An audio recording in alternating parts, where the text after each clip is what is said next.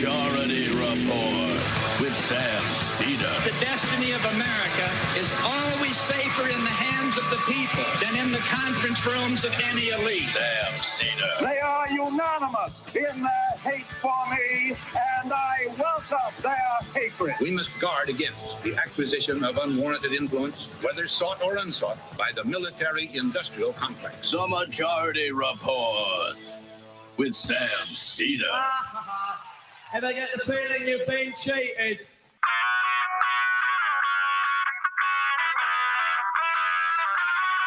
It is Thursday, February 24th, 2022. My name is Emma Vigeland, and for Sam Seder, and this is the 5-time award-winning Majority Report.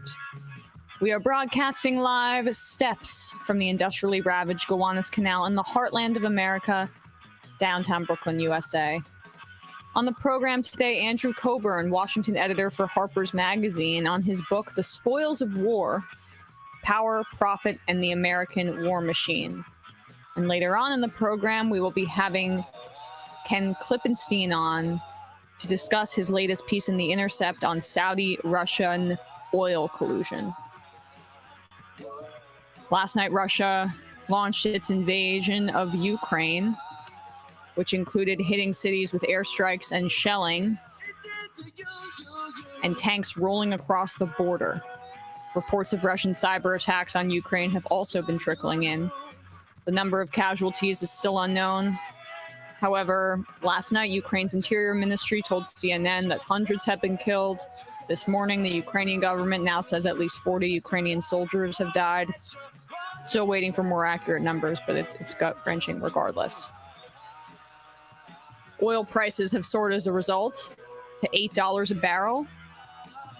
Is that right? As Russia is one of the top 3 oil producers in the world. We'll be talking a bit more about that later with Ken Klippenstein. Joe Manchin has reportedly indicated that he will get behind past anti-labor lawyer J. Michelle Childs, who Clyburn has been pushing for the Supreme Court. So I think she's the favorite now, folks.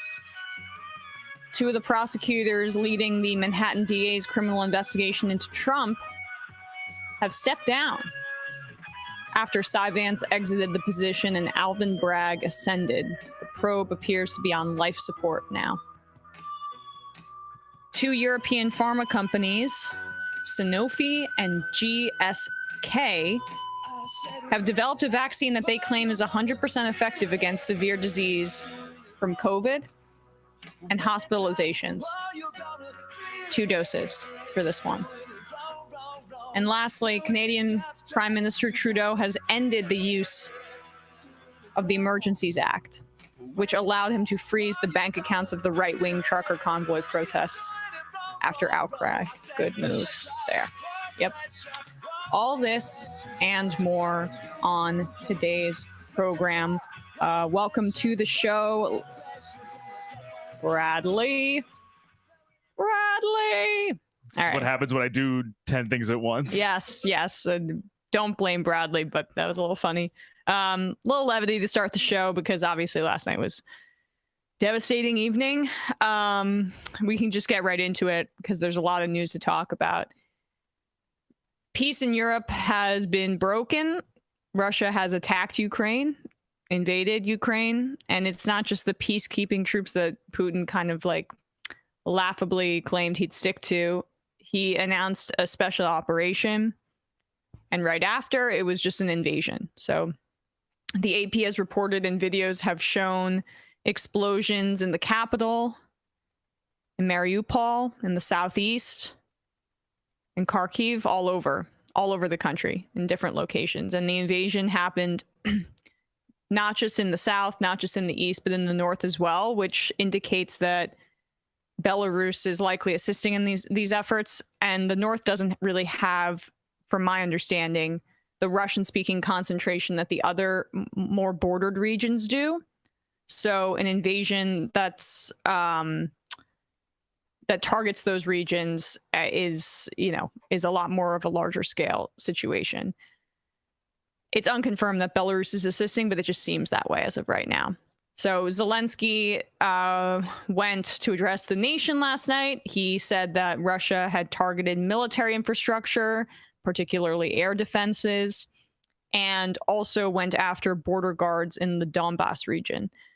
And Putin's whole claim here, the underpinning of what he's saying, is that this is a denazification effort. And he's trying to echo back to past World War II efforts to denazify Germany. But it's really more akin to when the Bush administration stole that term, debothification. It's a pretext for imperialism and a pretext for occupation.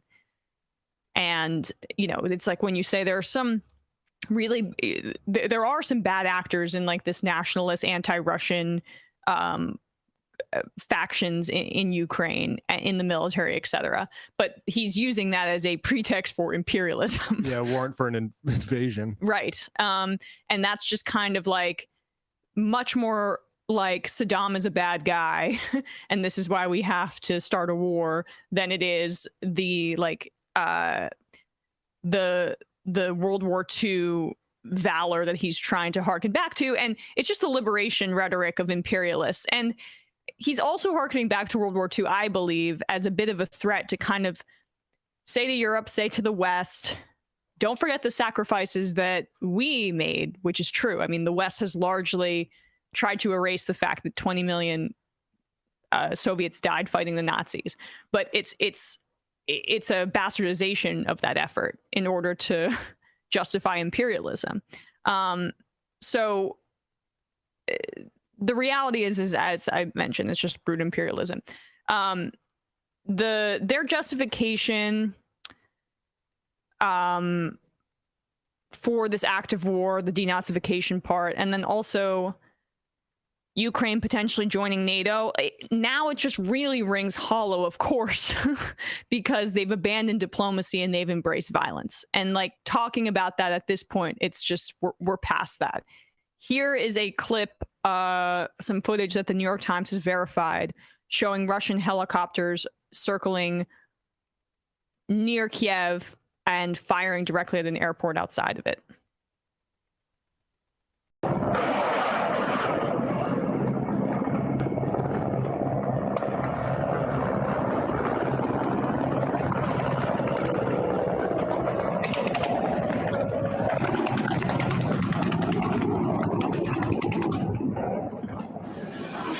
Штук 20 пролетіло.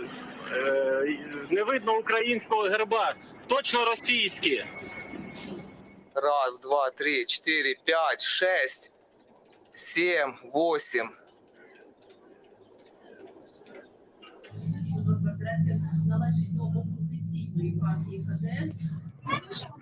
Да слышно. Whoa. Okay. So that's just a bit of a. Ух ты ж, ёлки-палки. No, it's okay. It's just a restarted. Yeah.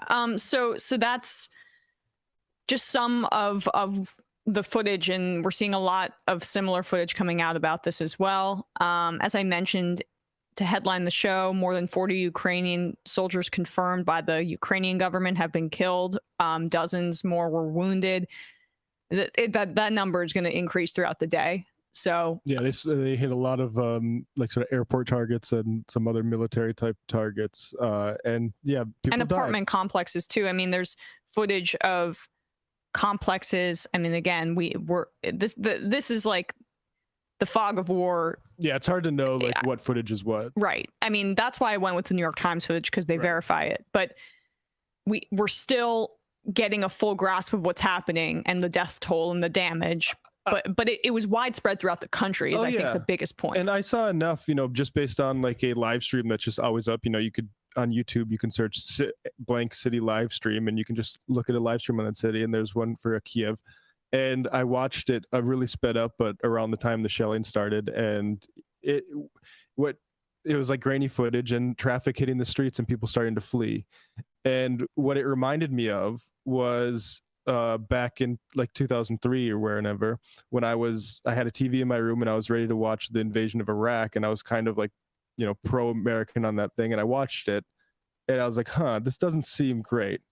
And it's horrible. And I felt the exact same way like last night watching people flee this stuff. And it's absolutely, I confess I wasn't expecting this to happen. That was in large part wishful, and it's horrible that Putin's doing this. I do think like condemning that, and we'll get into this with Cockburn maybe. Yeah. Like he'll have great context on that. Like I am only interested in doing that in the context of a wider conversation of how we've got up to this point and how the people of Ukraine have been used as a chit. And like I'm fully welcome to emphasize Putin as the bad actor here, but I want a full conversation of that, as opposed to like saying are you secretly for Putin if you bring up like the IMF or something like that, right? Like and I again, like this is the act of aggression. This is awful, and it's I don't know, it's one of the crimes of the century. Yep. It's terrifying. Let's just get a little bit more footage before we get to Andrew. This is live on CNN. This was the scene as well. You can hear also in Kiev here. Clearly there were some explosions going off in the background. Resist. Oh, I tell you what, I just heard a big bang right here behind me. I thought we shouldn't have done the live shot here. There are big explosions taking place in Kiev right now. I can't see where they're taking place from this vantage point here on top of the roof of the hotel in central Kiev. And I can't explain what they are, but I heard 4 or 5 explosions a few moments ago. I don't know whether our viewers or whether you in the studio there could hear what I just heard. You could. I mean, that's terrifying because I mean, clearly they should not have done the shot there, but they were trying to get a nice shot, I guess. But that's just some of it, and I encourage people to look up. I mean, you can see interviews of Ukrainians who have had to flee to Poland, talking about why they've had to do so. Poland is going to experience an influx in refugees, and the U.S. has claimed that the troops that they've sent there will assist in that effort, but the scope of it is going to be unfolding. And at this point, primarily, I think we also should be emphasizing that refugee support should be one of our top priorities. And I also just want to make sure that we plug that we had Jack Crosby, who writes for the AM Quickie, and part of our call. He's our colleague. Yeah, he's writing for Rolling Stone, and he you guys should check out his piece there. It's entitled "On a Thursday Morning in Kharkiv, Ukraine wakes to war." I want to read just one part of what he wrote about here, and you guys can read the rest of the article. The morning was a nightmare for every other person living in Ukraine. No one slept much last night. Russian and Belarusian troops are fighting with the Ukrainian military in the north of the country. Okay, so that confirms it a bit more. Missiles or airstrikes hit Odessa, Kharkiv, Kiev. That's a little tough for me. Kramatorsk, Mariupol, and other cities. When the sun rose, myself and my traveling partner, a reporter for foreign policy, left our apartment and set off on foot to reach the Kharkiv Palace, where we had been told that the major media outlets were staying. I received a tip that a higher up at a cable news network had informed Moscow of the media presence at the palace, perhaps as some kind of assurance that it would not be hit by missile strikes. That seemed like as good a bet as any. We're thinking of Jack right now. Horrible. And everybody else who's there. Yeah. All right, folks, we're going to take a quick break, and when we come back, we will be joined by Andrew Cockburn, who will talk a bit about his book and also the crisis that we're facing right now.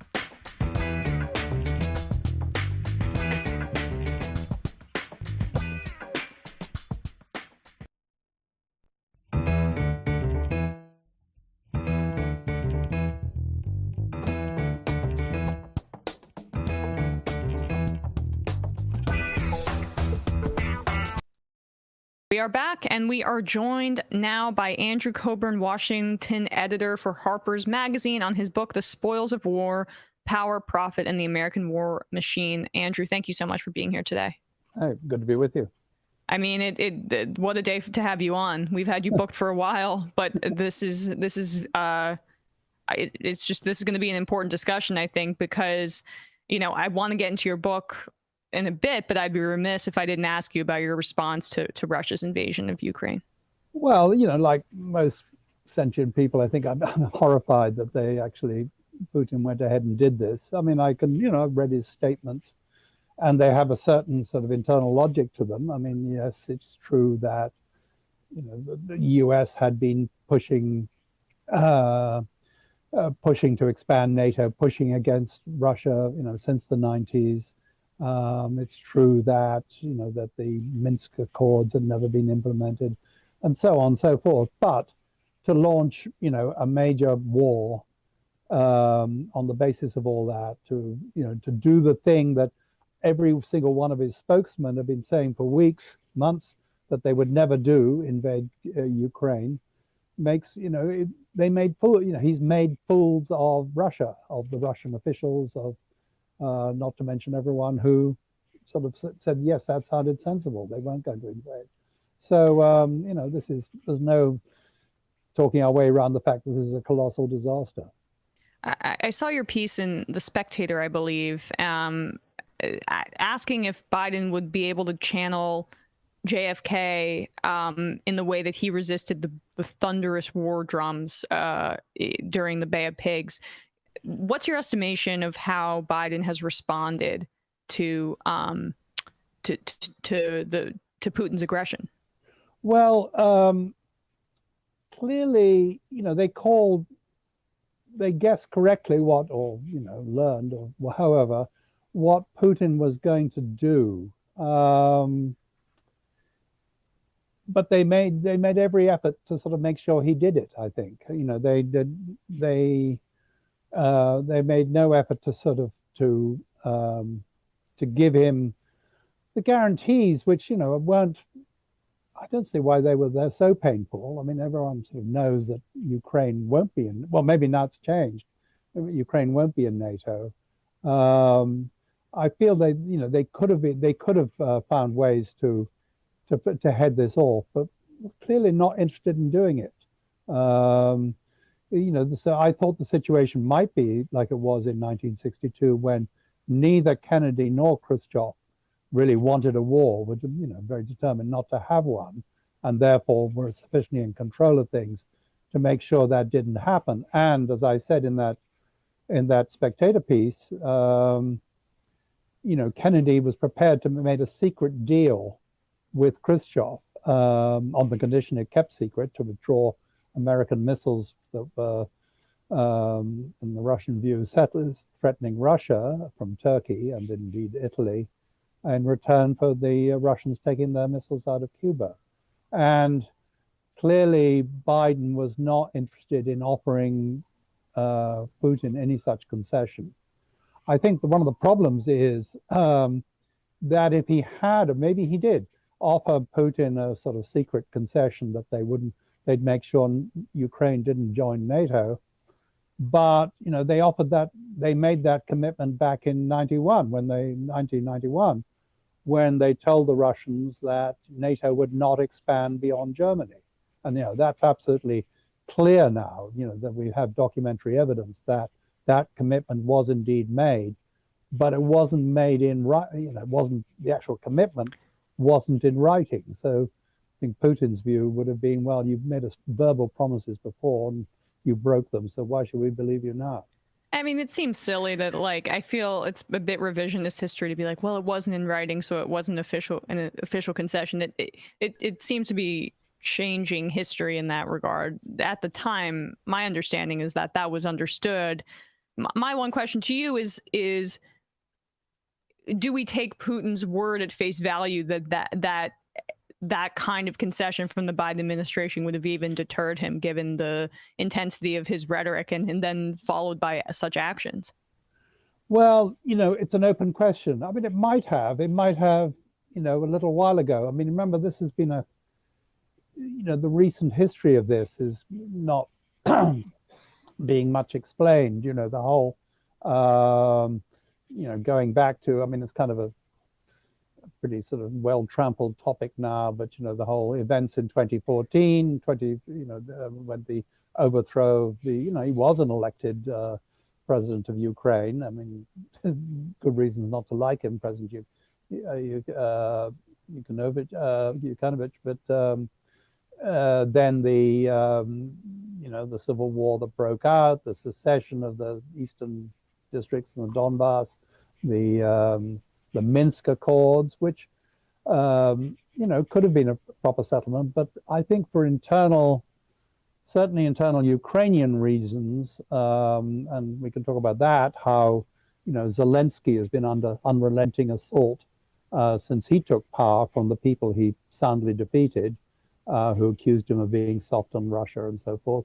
That tentative peace deal in 2015 was never implemented. So it led to this. I mean, I'm not in any way, shape, or form trying to make excuses for Putin, but I can sort of see how this came about. Right. Well, I mean, we're just diagnosing it. I think, like, in the fog of war and in some of these heightened times, there's a tendency to maybe pick sides in an argument or ascribe some sort of prescription to why something happened, as opposed to it being quite multifaceted. Yeah, exactly.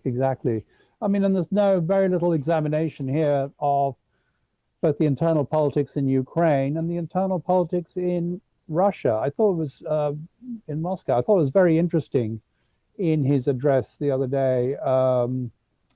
The Putin, he basically said Ukraine was all the fault of the communists, that Lenin and then Stalin and then Khrushchev, by creating, in his terms, creating Ukraine, which he claimed didn't exist before, really created the current situation.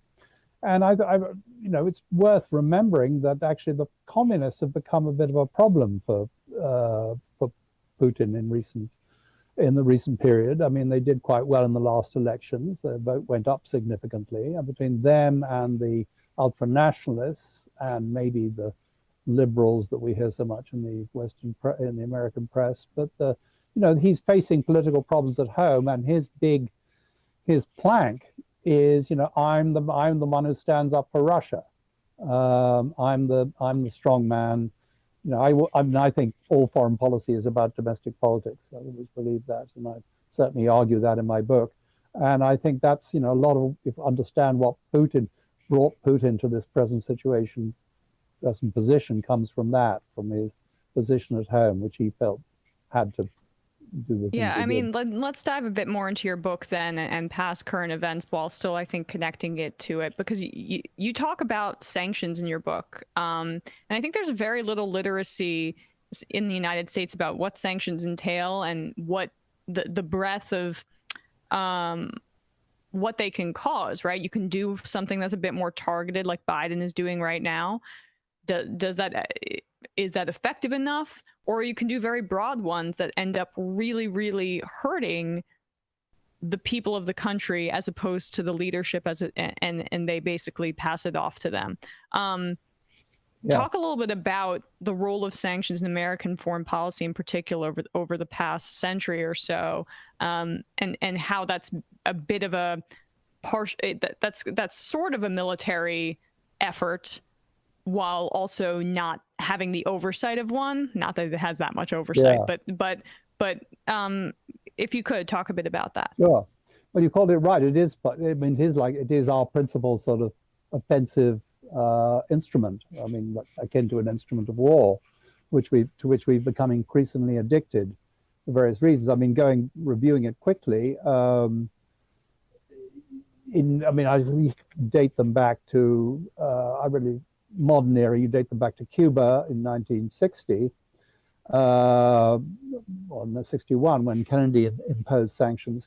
And I think we've just had some documents released giving the original sort of policy argument for doing them, which was to produce hunger and desperation among the Cuban people, leading to the overthrow of the regime. And, for a while they did broad-based sanctions. That really changed in the late 1980s. There was a whole new sort of view from inside the sanctions bureaucracy. They thought of ways to make them targeted. Originally, it was in connection with the war on drugs, to use them, like it's almost the same language as the whole drone warfare approach, precision strikes against high-value targets. And in fact, to me, it seems like the same mentality. By taking out key people, you can achieve your objective.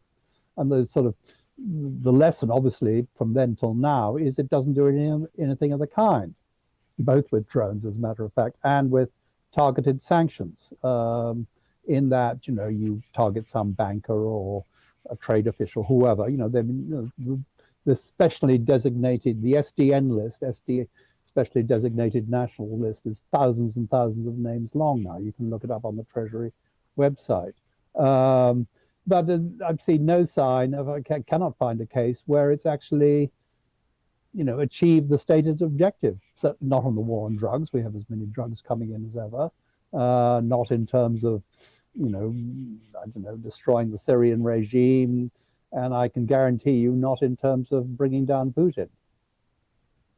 Well, I mean, is there a difference, in your opinion, in sanctions levied against a large and wealthy nation like Putin that does have resources, as opposed to, say, the draconian sanctions against Saddam Hussein, for example, and nations like Iraq, or even like Cuba, where the United States can kind of flex its muscle to a degree?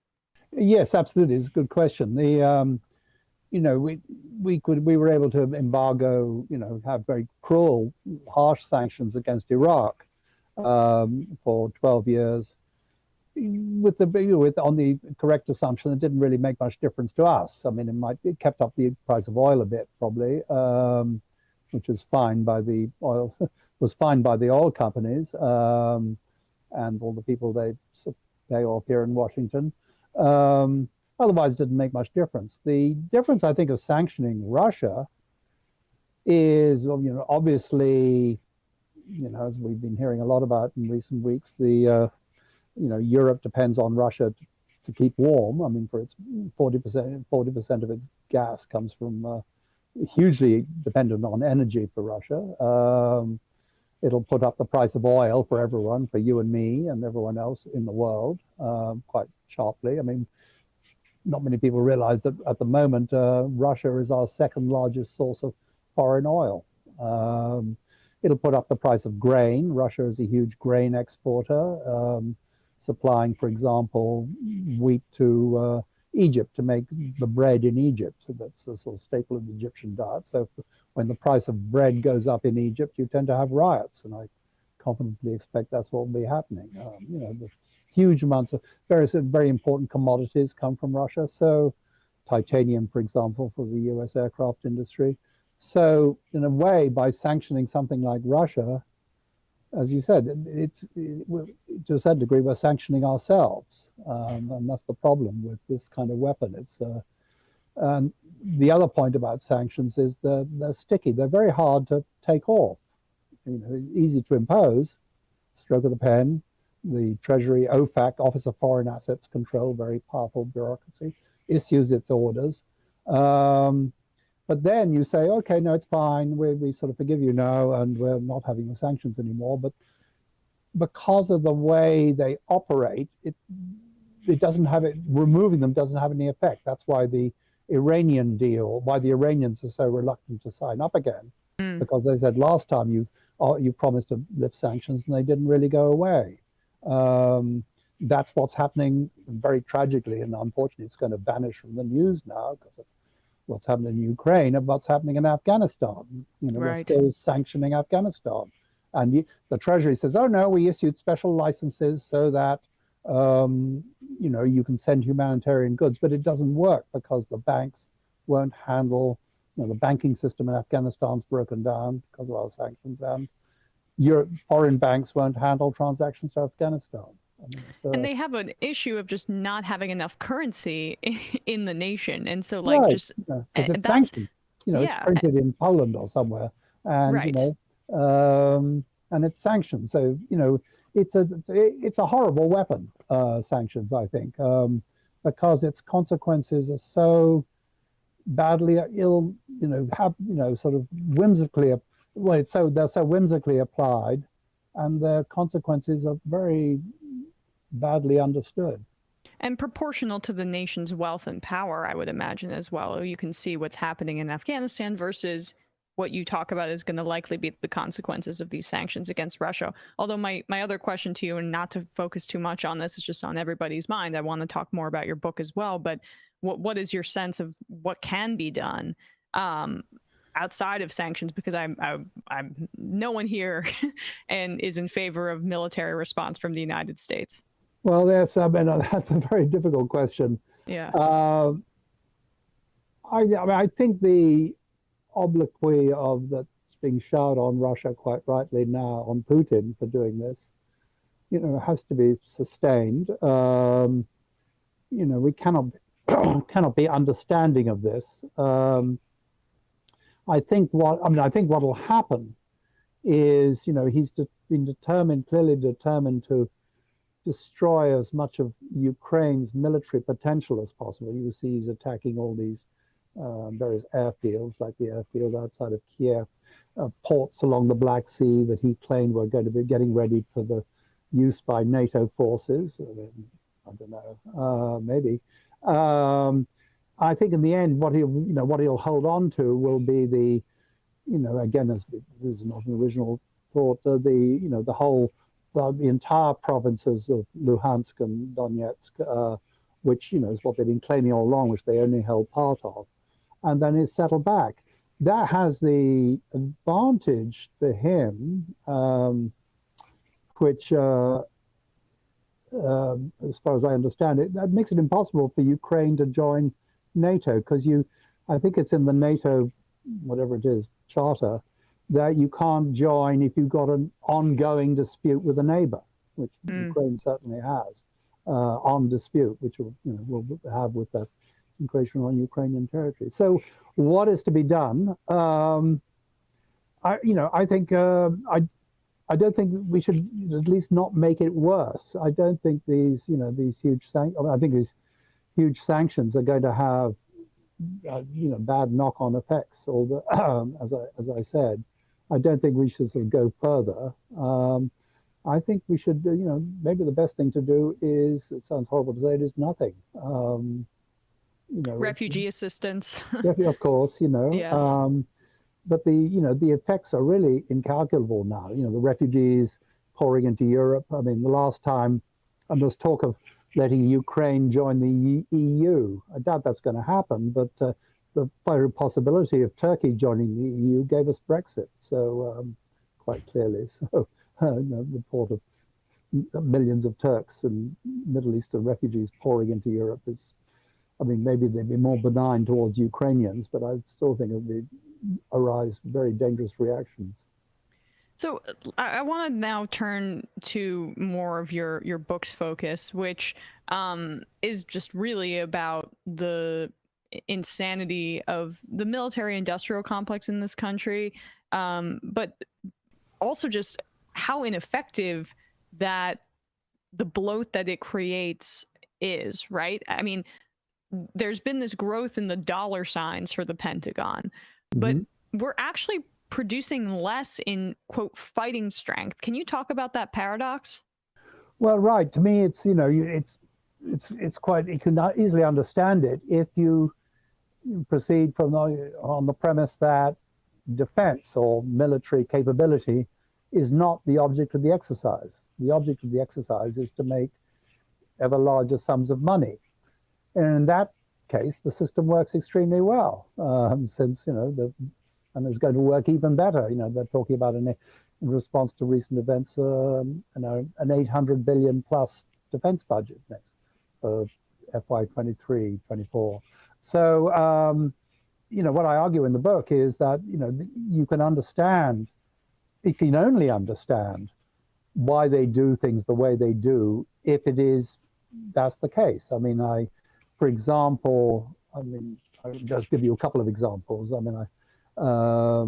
I have a couple of chapters in there talking about why it is that the Air Force is determined to get rid of a plane which is extremely useful, the A-10 ground support plane, which defends troops, supports troops on the ground, something that is obviously needed, and wants to get rid of that in favor of a plane that seems not to work at all, or barely at all, the F-35, the most expensive weapons project in the history of mankind.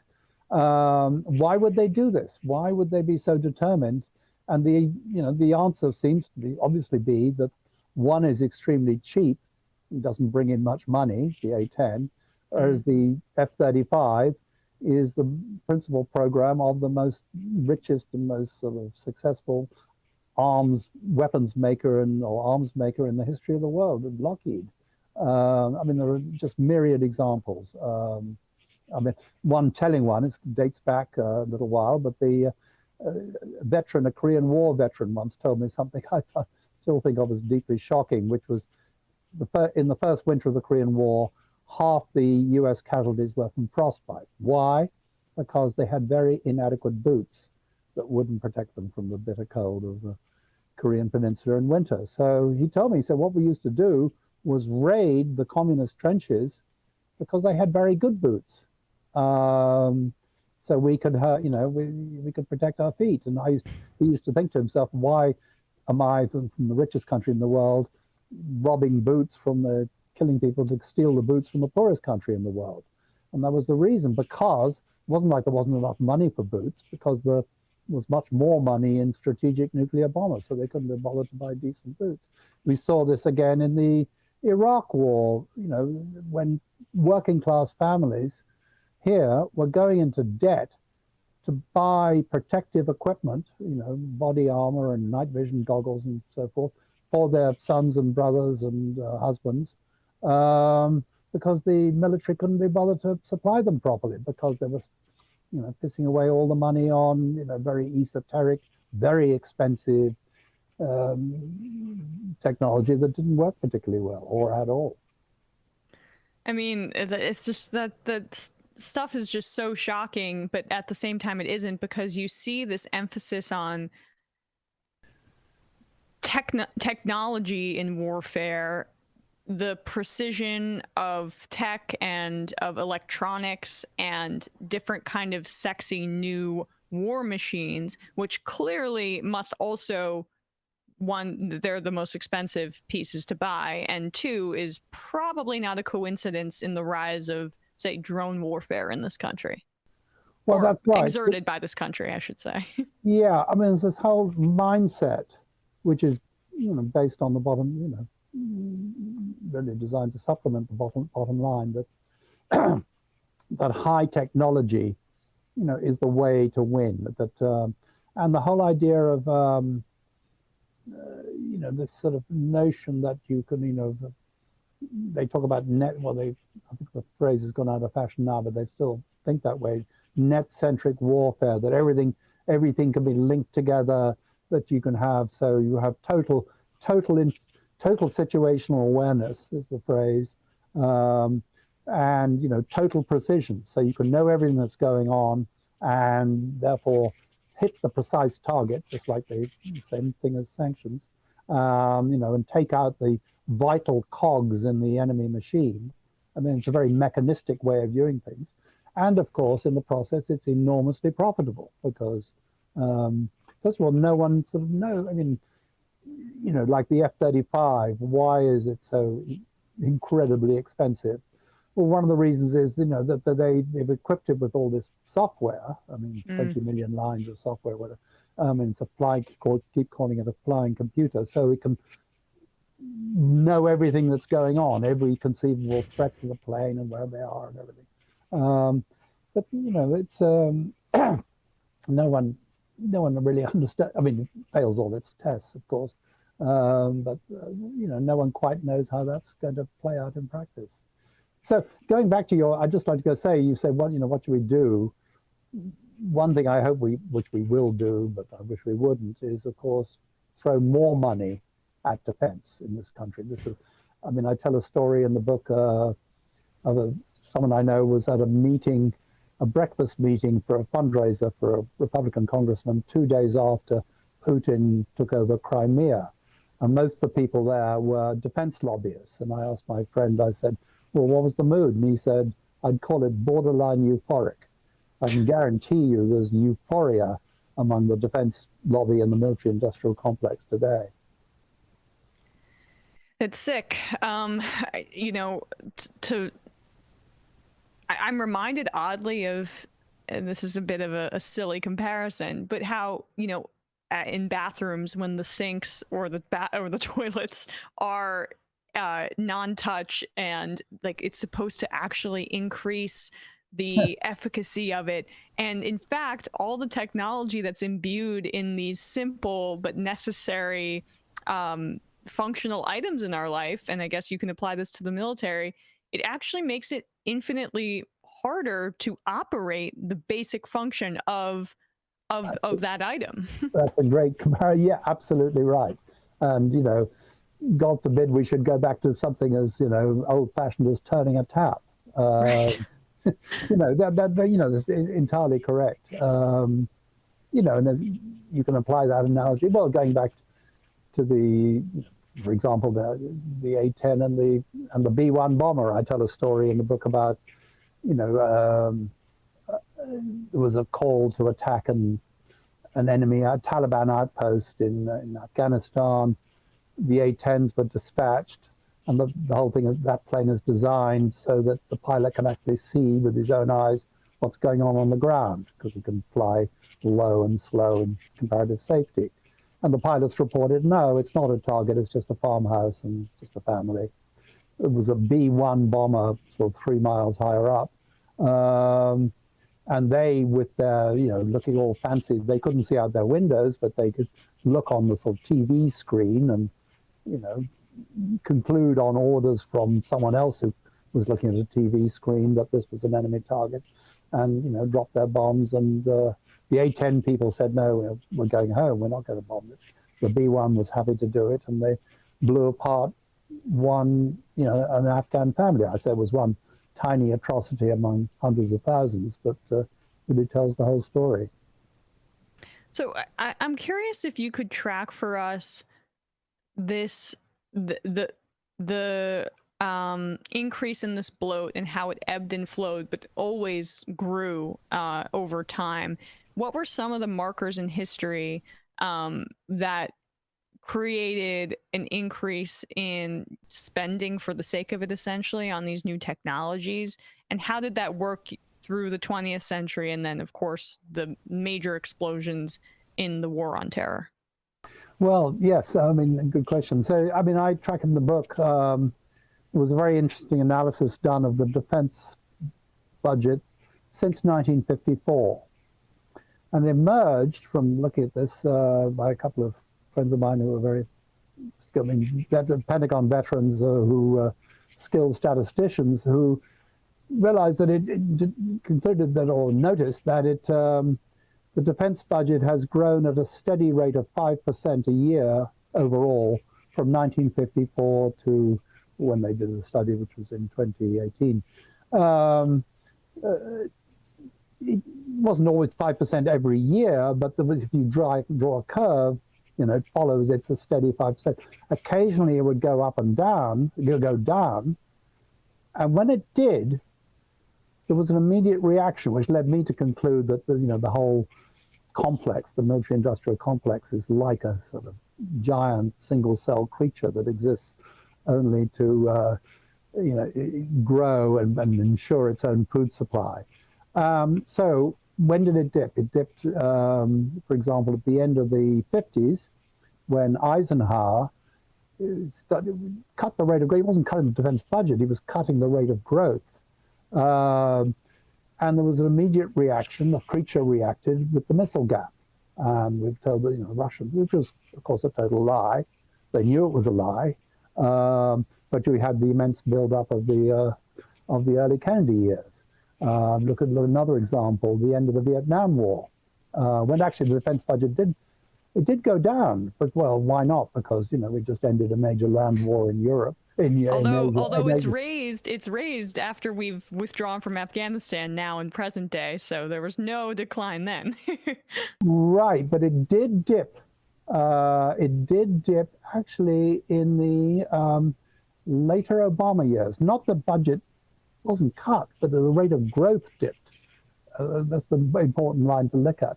It's when the rate of growth gets restrained for whatever reason, then it reacts. And coincidentally or not, now we have an absolutely new, very warm, not so cold war with Russia. I don't know. I mean, I don't want to discount the very active participation of Putin in this. I do find it interesting that whenever there's a threat to the machine, a threat to the food supply, we instantly have some justifications produced for jacking it back up again. Well, Matt, do you have any further questions for Andrew? We really appreciate your time today, especially on a day like this. Thank you so much. Andrew Cockburn, everybody should go check out his book, Washington editor for Harper's Magazine. It's called The Spoils of War, Power, Profit, and the American War Machine. Thank you so much for your time. I really appreciate it. Great. Appreciate it. All right, folks, we're going to take a quick break. And when we come back, Ken Klippenstein will be joining us to talk about his piece in the Intercept. Be back shortly.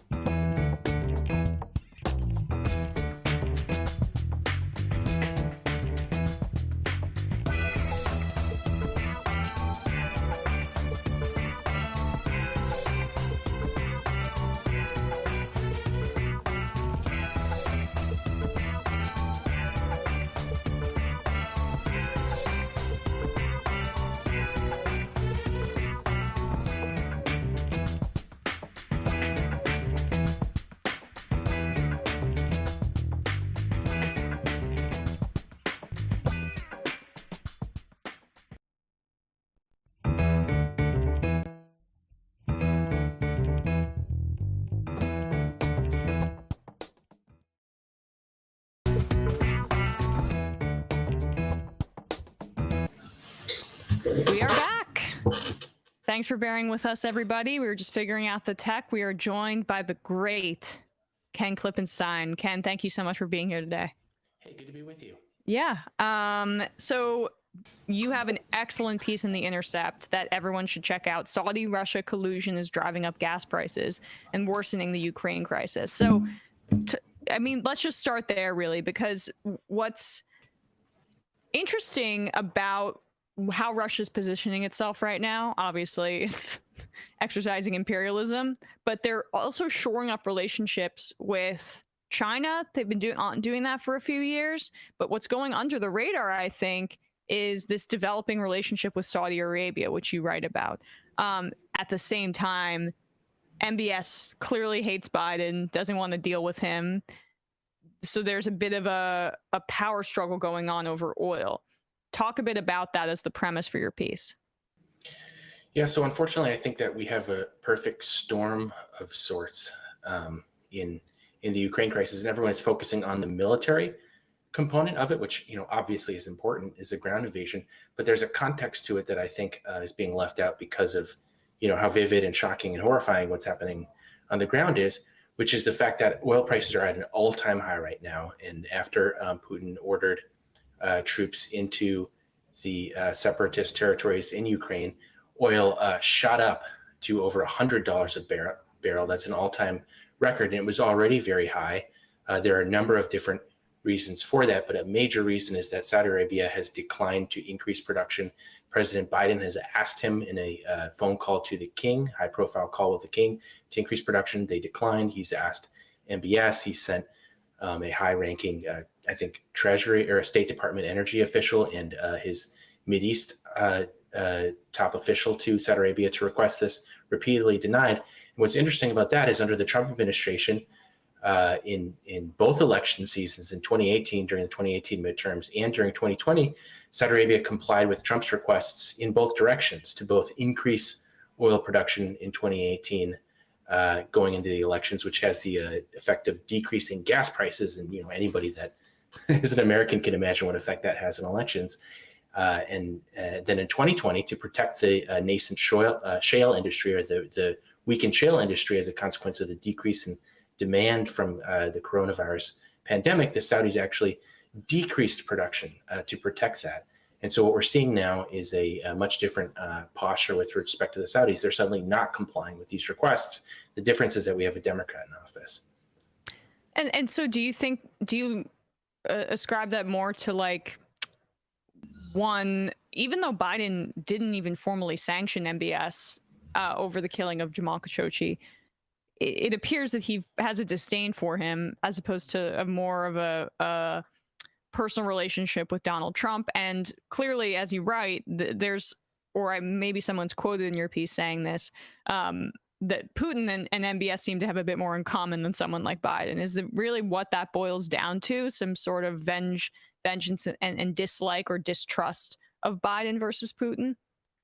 I believe so. And I think so does the president. During a town hall meeting last year, President Biden said that, you know, oil prices he's trying to get under control, but that he kind of slyly alluded to somebody doesn't want to meet with him, and he's still not going to meet with him. And he himself connected these two things. Now, National Security Council, when I contacted them, they tried to backtrack. I think that there's a lot of folks in Washington that don't want to have the public discuss this relationship because a lot of ugly things come up, particularly the human rights record, Saudi Arabia. Perhaps the most prominent example being the murder and dismemberment of Washington Post and DC resident Jamal Khashoggi. But that's just that's a particularly shocking example. But there's all kinds of other awful stuff that folks in Washington, I don't think, want to come out into the sort of public eye because that's going to imperil this relationship with a oil kingdom that is very important to the sort of geopolitical system that DC elites want. But Biden, to his credit, mentioned it, whether this was intentional or his famous ability to get his foot in his mouth and say things he's not supposed to. He discussed this, and I think it's very important. I think the public should understand this because, as we're seeing in Ukraine, this gives the Russians a very powerful hand when the Saudis refuse to increase oil production, because that has the effect of driving up the cost and value of oil, which in the number of experts that I quote in the piece says gives them a freer hand to do these sorts of things, knowing that The Europeans, for example, the Germans depend almost entirely on the Russians for oil. And as I mentioned, the Russians and the Saudis are, for the first time in history, the two biggest oil producers on the planet are working together. Saudi Arabia having Russia having been allowed into OPEC, into what's called now OPEC plus. So they're literally, this is literal collusion by definition, to keep up oil prices, and it has the effect of strengthening Putin's hand in pursuing policies like this that might otherwise be sort of difficult for someone like him to go. And I mean, is the United States is the third in that top 3 of oil producers. So what does that? What kind of, if we had, say, Bernie Sanders was president, I wouldn't worry about this. But do you think this has the effect of someone like Biden maybe not nixing drilling projects to the degree that he might want to domestically in ideal circumstances? Maybe not want to the degree that environmental activists would want him to. Does this result in a pressure to increase domestic oil production as opposed to, I don't know, just transitioning off of this substance that has essentially held our foreign policy hostage for decades? Absolutely. One of the most common refrains I see from not just Republicans, but kind of oil traders, experts, analysts, they say, wow, great move with stopping Keystone XL, and they're blaming it on that. Now, that would be one way to solve the oil production problem or address it. But another one would just be to move towards alternative energy so that you don't have to deal with these awful, set of choices we have where we have to it's almost like the Saw movies or something. It's like, want to play a game? Would you rather, destroy the environment that sustains all life on Earth? Or would you like to kneel to the Saudis and let them get away with whatever they want to with respect to human rights violations? I think neither of those choices are good, and you should just move toward, and this is something Biden has said in that exact same town hall I mentioned before, when they asked him, well, what's the solution to this oil problem and the fact that, MBS doesn't want to meet with you? He says we have to get off oil, and I think that's the reality. So what effect does Germany's cancellation of Nord Stream have on this relationship? Or, I mean, do you have any reporting on that? What's your sense of how things will move forward? It's kind of has a bidirectional effect. It not only will hurt the Russians, but I think it's going to be very harmful to the German economy and to the European economy. Europe has very limited indigenous or domestic oil of their own, and so they're really reliant on Persian Gulf oil, which we have overwhelming control of in, Saudi Arabia, the United Arab Emirates, Qatar, so on and so forth. But then also the Russians. So when the Russians cut that off, it could have a devastating effect on this new center-left government that has just been elected into power, and I think is going to be a boon for the far right who favor warmer relations with Russia. And I think that you'll see that sort of dynamic play out throughout Europe. So it could be very harmful for the European economy and the global economy, because again, that's the second biggest oil producer. They're working in tandem with the Saudis. Cutting that off is no small thing. In fact, I was surprised that they went ahead and did it. Yeah, I mean, I think that was maybe why Germany was reticent at the beginning to to join in with the Biden administration's tough talk on Russia, which, I was very skeptical of what the State Department was saying, but Russia did it. They invaded last night, or I guess early this morning their time. Something I wasn't aware of was how. Well, it doesn't surprise me that someone like MBS is so thorny and mercurial, and like the way that he in your piece talked about how he was so pissed that he couldn't get a meeting with Obama at the end of his term. Is this maybe something that you would trace this kind of split with his vice president and now the president back to? I think so. And it's sort of extraordinary because I tend to think of this stuff as more systemic. Saudi Arabia represents a range of different interests. It's not just the Crown Prince, but in this case, the Crown Prince there seems to be an intensely personal feud between the Crown Prince and Obama, because in 2015, and I first heard this from somebody who's in the intelligence world and has insight into these things that sounded too crazy to be true. So I started looking into it and calling officials, U.S. officials that I know had been based in Saudi at the time, and they confirmed it, that in 2015, MBS was desperate for a meeting with President Obama. And in the context of a young deputy crown prince at the time, he hadn't yet seized power. He's trying to shore up his image within the country and try to look like he has the backing of the U.S. That can be a very important thing for someone in a circumstance like that, where it's a kingdom and there's no elections, there's no democracy. You're trying to make yourself look like the toughest guy in the block, and that you've got the backing of other tough guys, namely the U.S., their most powerful ally. My understanding is that he requested repeatedly. U.S. officials said, we're working on it. We're going to try to do it. He got impatient and said, well, I'm sick of waiting for this. I'm just going to meet with the Russian president instead if he's not going to meet with me. And maybe I'll send a message to the U.S. about, how important I am. So he goes to meet with Vladimir Putin in 2015 at the sidelines of an economic conference. And lo and behold, after that, Russia is let into OPEC for the first time in history. And again, this is a huge realignment of two of the biggest oil producers in the world now colluding with respect to production decisions and being able to manipulate global prices. The importance of this, I think, is really hard to overstate. And unfortunately, there's been very little reporting on it. Except for you, which is very welcomed. And I am curious, too, about your opinion on how the Biden administration has not yet redesignated the Houthis as a terrorist organization in the Yemen war and effective genocide that Saudi Arabia is a part of. That was something that Trump did when he was, right before he left office. For people that don't understand what that does, when you designate the Houthis a terrorist organization, when they control a majority of Yemen, you block aid and funds from going to these regions that are being starved. And it's the poorest and worst area arguably on the globe right now because of this proxy war between Iran and Saudi Arabia and among others in that region. So what's your sense about how Biden's kind of lukewarm support for this atrocious human rights violation en masse in Yemen, even though he has basically still sent them weaponry? I want to be clear about that for their defense. What's your sense of how that's affected the relationship as well? Well, unfortunately, I think this got lost in all the Ukraine reporting. He reinstated some of those sanctions midway through yesterday. Oh my gosh. Okay. Well, then that definitely did get lost by me. Yeah. And it's really heartbreaking because this is the biggest humanitarian crisis in the world today. You have the largest famine. You have a cholera epidemic, the likes of which we haven't seen in a century.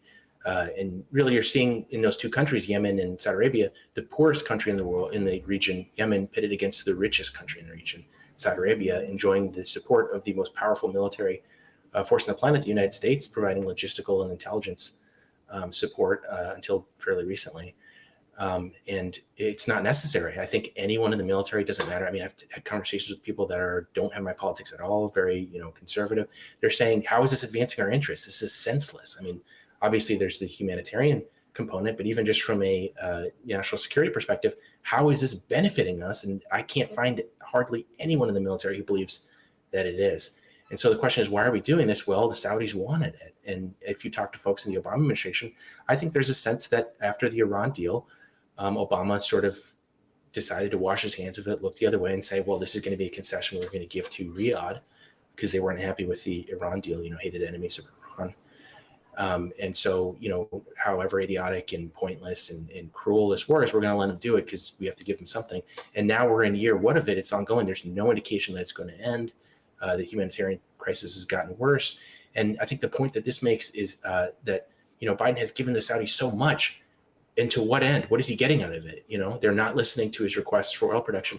Why is he still selling them weapons, providing certain types of, they claim, defense support in this conflict and not pressuring them to end it? What is he getting out of it? Again, with the same military folks right and left tell me, how is this benefiting the United States interest?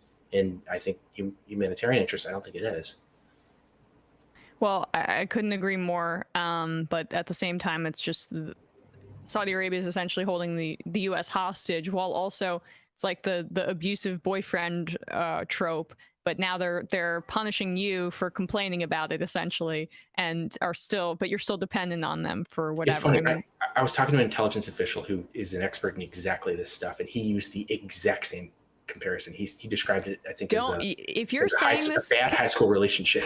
Right. I mean, now you're just people are gonna call me an intelligence operative. Oh, well, we already knew that. So you stop blowing. Please do not blow my cover. Ken Klippenstein, amazing reporter over at the Intercept and friend of the show and of mine. So good to see you, Ken, and really appreciate you taking the time to do this today. Good to see you again, Emma. Take care. All right, folks, with that said, we are going to head into the fun half, and we're going to be joined by Matt Binder and Brandon Sutton. But first, Matt, what's happening over on Left Reckoning, which was last night, as you yawn because you were probably up late doing it. He's changing his headphones. Yeah, I was up late last night watching that live feed of Kiev. We had a shortened show last night because one Ben Burgess was in Austin, Texas, so David wanted to spend the night partying with him after his appearance on a certain podcast. He revealed it already. You can say on Joe Rogan's show. Yeah. So we pre-recorded the show last night. We talked. We did go really deep. Though we went about 45. We were just gonna do a short show and then we pre-record it, but we didn't, like 45 minutes on these Elon Musk scandals. The like segregation one at the California plant.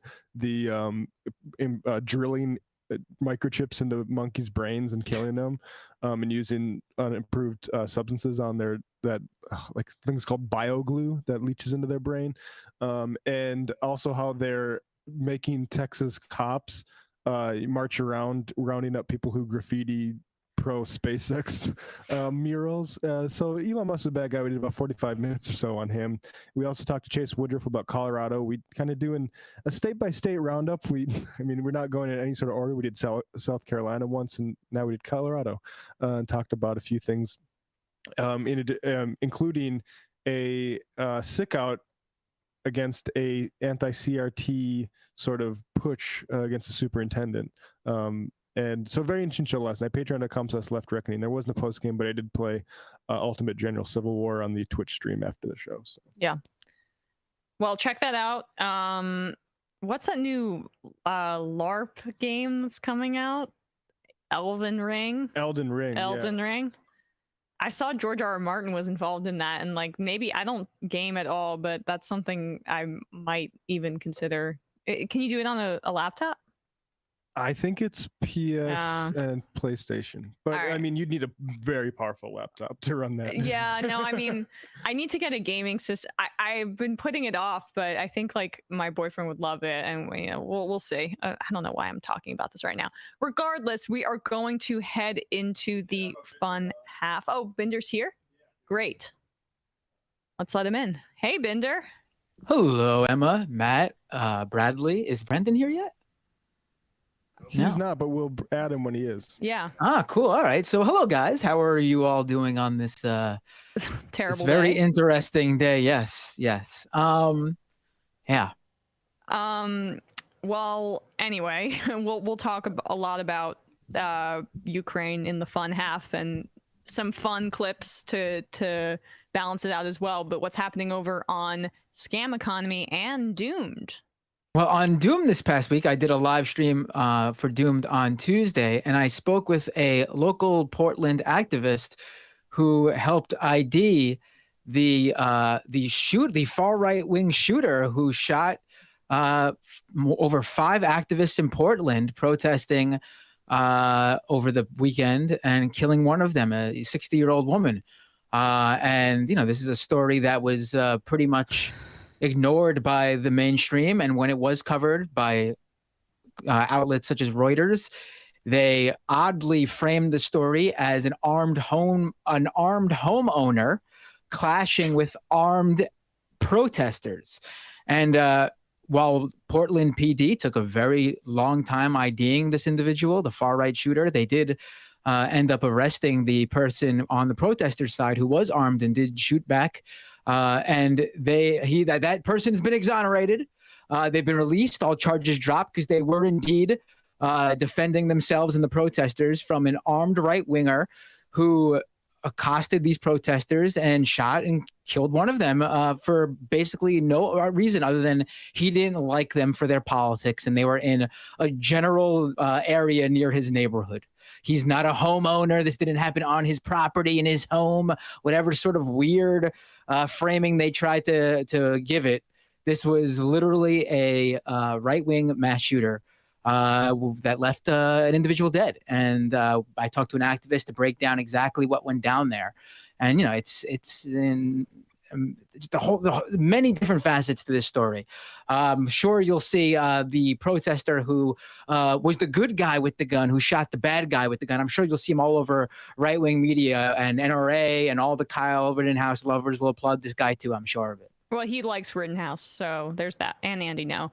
We talked about it on the show, and too, we talked about that. We talked about that as well. Yeah, with how this guy's a big fan of Andy Ngo, especially. And Andy Ngo is the one who gave the coordinates and the whole protest map out on his Twitter account to let every one of his fascist followers know that, hey, these people who are fighting for justice for a black man who was killed in a no-knock raid in Minneapolis, go harass them. And someone did, and harass them is not the least of what they did. Yeah, right. That's the woman. That's his job. Yep.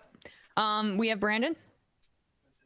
Oh, hello. Now you are, I can see you. How are you doing, Brandon? Oh, you can see me too. Oh, I'm doing all right. How are you guys doing?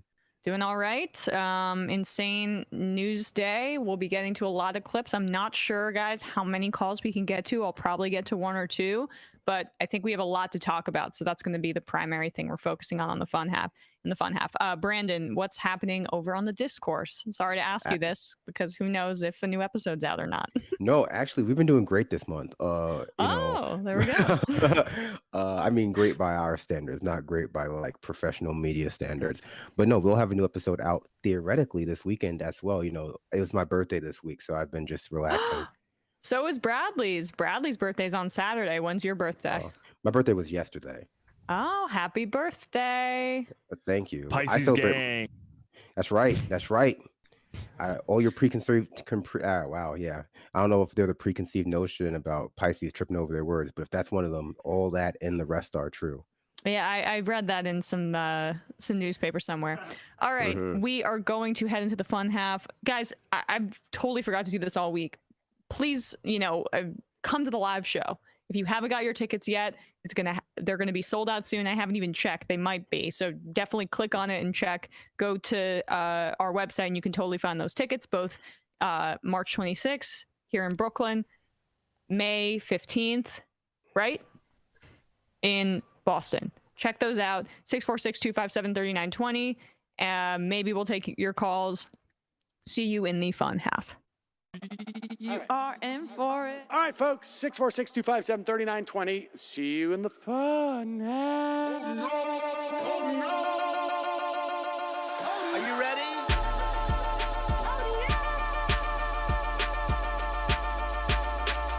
Who sent us this? Alpha males are back. Boy is back. And the alpha males are back. Just as delicious as you could imagine. The alpha males are back. Boy is back. And the alpha males are back.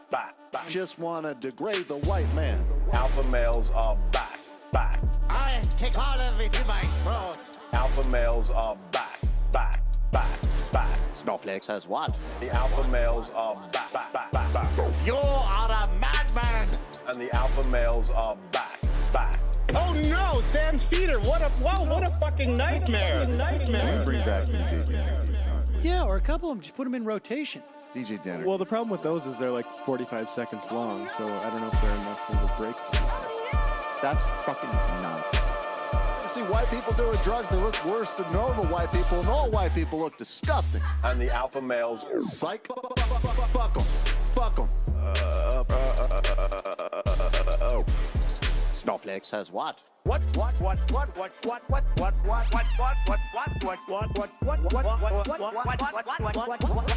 Snowflake says what? A hell of a lot of bank. Okay, I'm making stupid money. Hell of a lot of bank. A hell of a lot of bank. All lives matter. Have you tried doing an impression on a college campus? I think that there's no reason why reasonable people across the divide can't all agree with this. Psych. And the alpha males are back, back, back, back, back, back. And the Africans are black, black, black, black, black African. And the alpha males are black, black, black, black, black, black. And the Africans are back, back, back, back. When you see Donald Trump out there, doesn't a little part of you think that America deserves to be taken over by jihadists? Keeping it 100. Can't knock the hustle. Come on, fuck them, fuck them. Things I do for the bigger game plan. By the way, it's my birthday. Happy birthday to me, Jew boy. I have a thought experiment for you. And the alpha males are back, back. Africans are black, black. Alpha males are black, black. Africans are back, back. Come on. Come on. Come on. Someone needs to pay the price for blasphemy around here. I am a total pussy, pussy, pussy, pussy, pussy, pussy, pussy, pussy.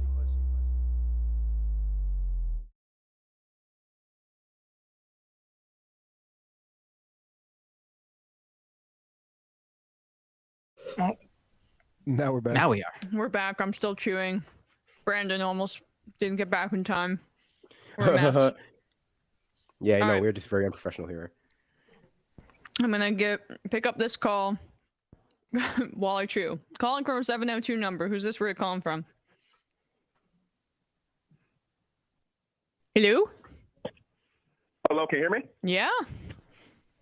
Hey, oh, sorry about that, guys. It's Bro Flamingo from Las Vegas. Bro Flamingo. I know that voice from anywhere. Not from anywhere, but anywhere. What's going on, guys? I have a lot on my mind, but I think it's just two things. One, big shout out to Matt Leck, by the way. Also, you too, Emma, but big shout out to Matt Leck because I think he's to the left of me. But, I realized that I'm not like a super leftist, I guess. I am a leftist, but basically what I'm trying to say, when I hear a lot of lefties talk about Ukraine and the Russia kind of dust up, not that that's actually full out war now. Yeah. It's clear. They can't engage with it in good faith, or they have like these weird, or it's like they go to these like strange anti-imperialist stances where it's like America bad, Russia good. It does nothing for us. It's very, again, when I meet people in real life, they generally have good takes, but online it's like a dumpster fire. Yeah. Of like, Yeah. oh no, Yeah. it's NATO's bad, and then the United States are Nazis, and it feeds into like the Jimmy Dore types and all that other stuff. And it's very unproductive. And the second thing I want to talk about is listen, I feel like on the left too, there's another thing I've run into, and I'm in DSA and I go out, I try my best to organize between work and stuff, but I noticed is that, especially in the Vegas chapter, we're trying to attract more people of color, and I'm sure around the country, again, multiracial coalition.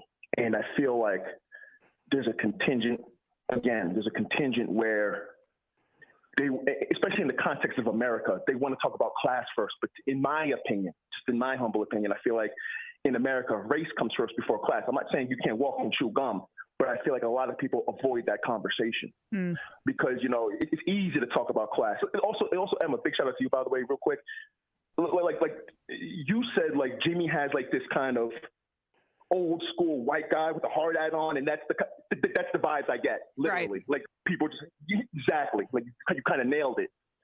And I realized too when you start talking about the white supremacy and who the white supremacists are, or whatever, a lot of people get scared.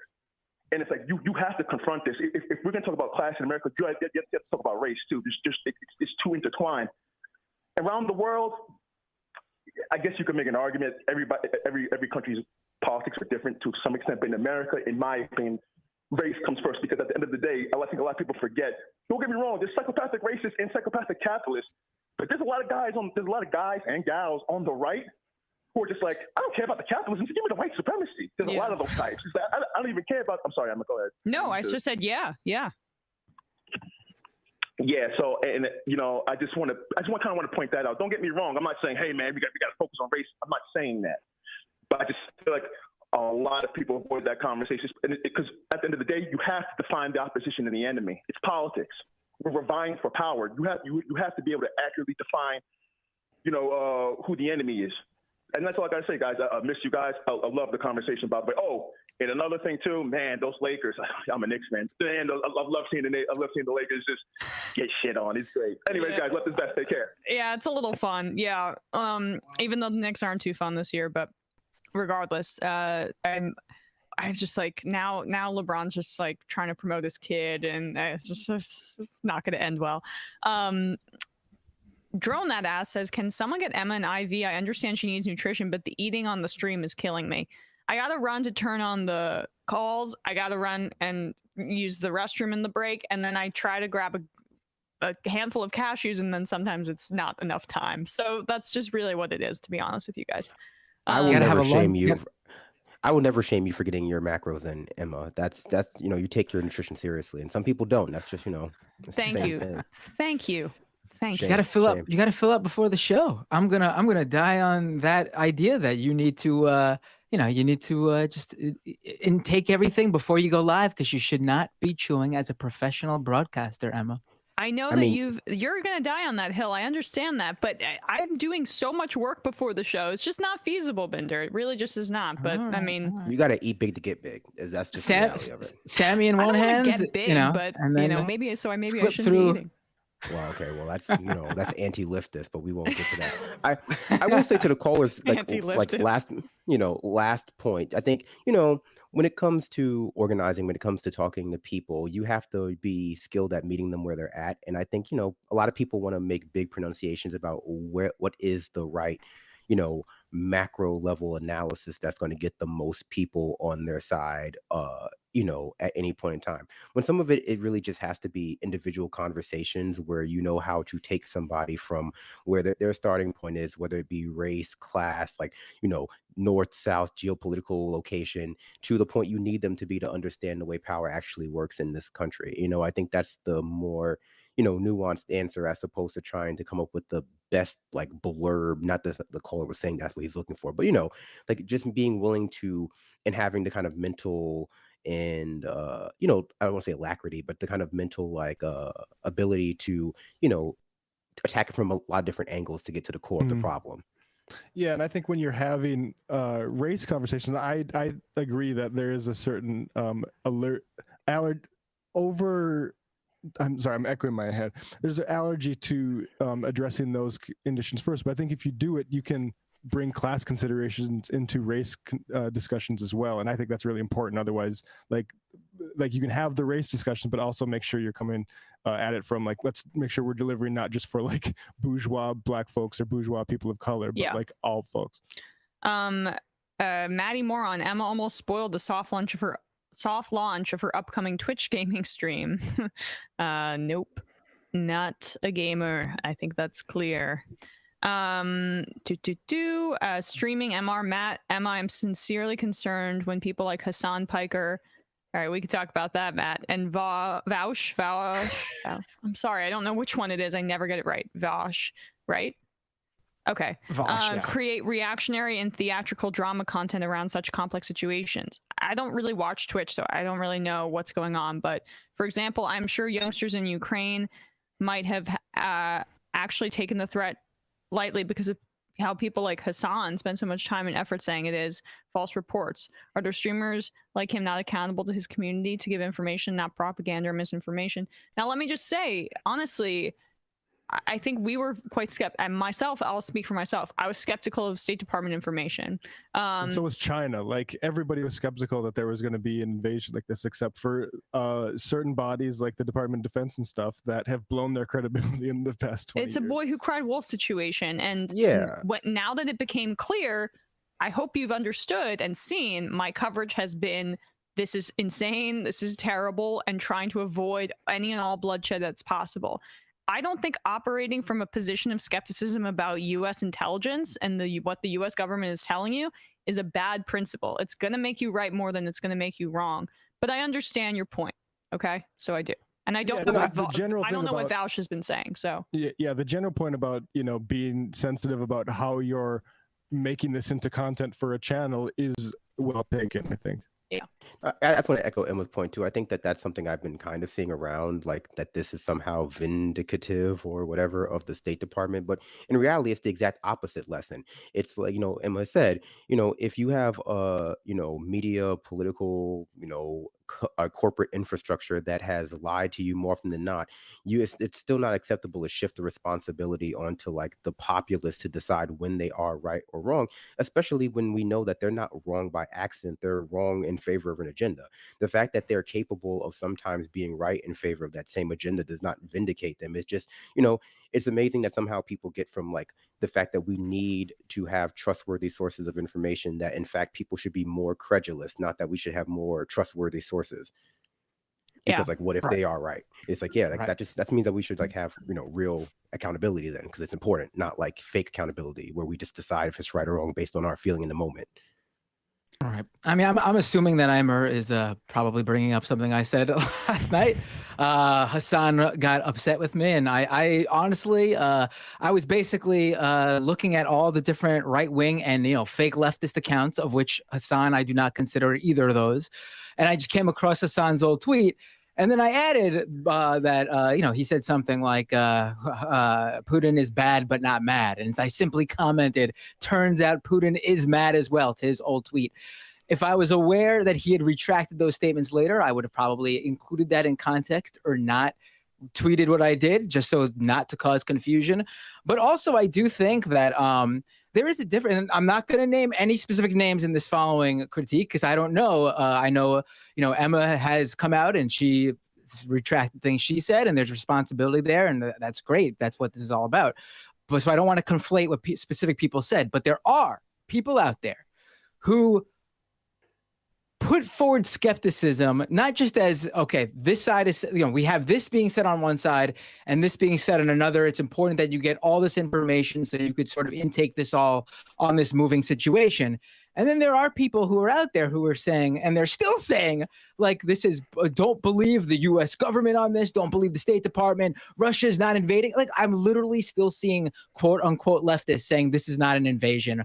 Russia's not invading right now. Literally as they're fucking dropping bombs all across Ukraine. I mean, there's a point where smart skepticism does turn into can cross over into, honestly, conspiratorial thinking. And again, I'm not naming names, I'm not saying anyone specifically because I don't know everyone's whole. I know some people had changed their mind and came out and said I was wrong and adjusted their take, and that's very responsible. That I agree with. But there are people who haven't done that. I would just say my main takeaway from the entire incident is that it's a real shame that there are no like major international players that are really interested in actual peace or diplomacy, because it feels like the condemnation of Russia, which is justified, is just a light way of like letting the US and NATO off the hook for like the decades of ginning up, aggression overseas in pursuit of a neoconservative agenda, a post-Cold War neoconservative agenda that positions the US as the only major player in the world. And we've seen that across, across various geographics in the world. And, to pretend as though up until this point, the US or NATO were acting in good faith in favor of like a broad scale peace is just untrue. The unfortunate reality is that, the US, and despite aspersions to the contrary, have just been actively stoking antagonism in the region as well. And it's unfortunate that we just are not in the position to, with all of our resources, do anything other than to make the world a worse place. Yeah, and that was part of my emphasis on Monday. And then at 3 p.m. after the show, something like that, around that time, we started seeing the increase in aggression. And I mean, I think that. But like, can I just jump in there? So my point was just trying to be self-reflective about the emphasis during that time, because I knew it would be taken out of context.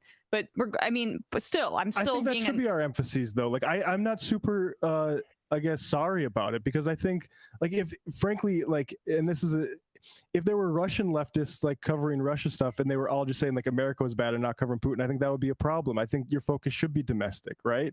Like I that's what we know most about. I like, and like, I think correcting it is enough. And I am frankly like more concerned right now by folks who are saying like Corey Robin is a Putin apologist because he's bringing up context like the IMF and like 2014, the Maidan stuff. So like, I think that sort of discussion, I am more concerned that that is going to be iced out by an overcorrection to say, hey, guess what? All of our intelligence agencies were right and we should trust them now.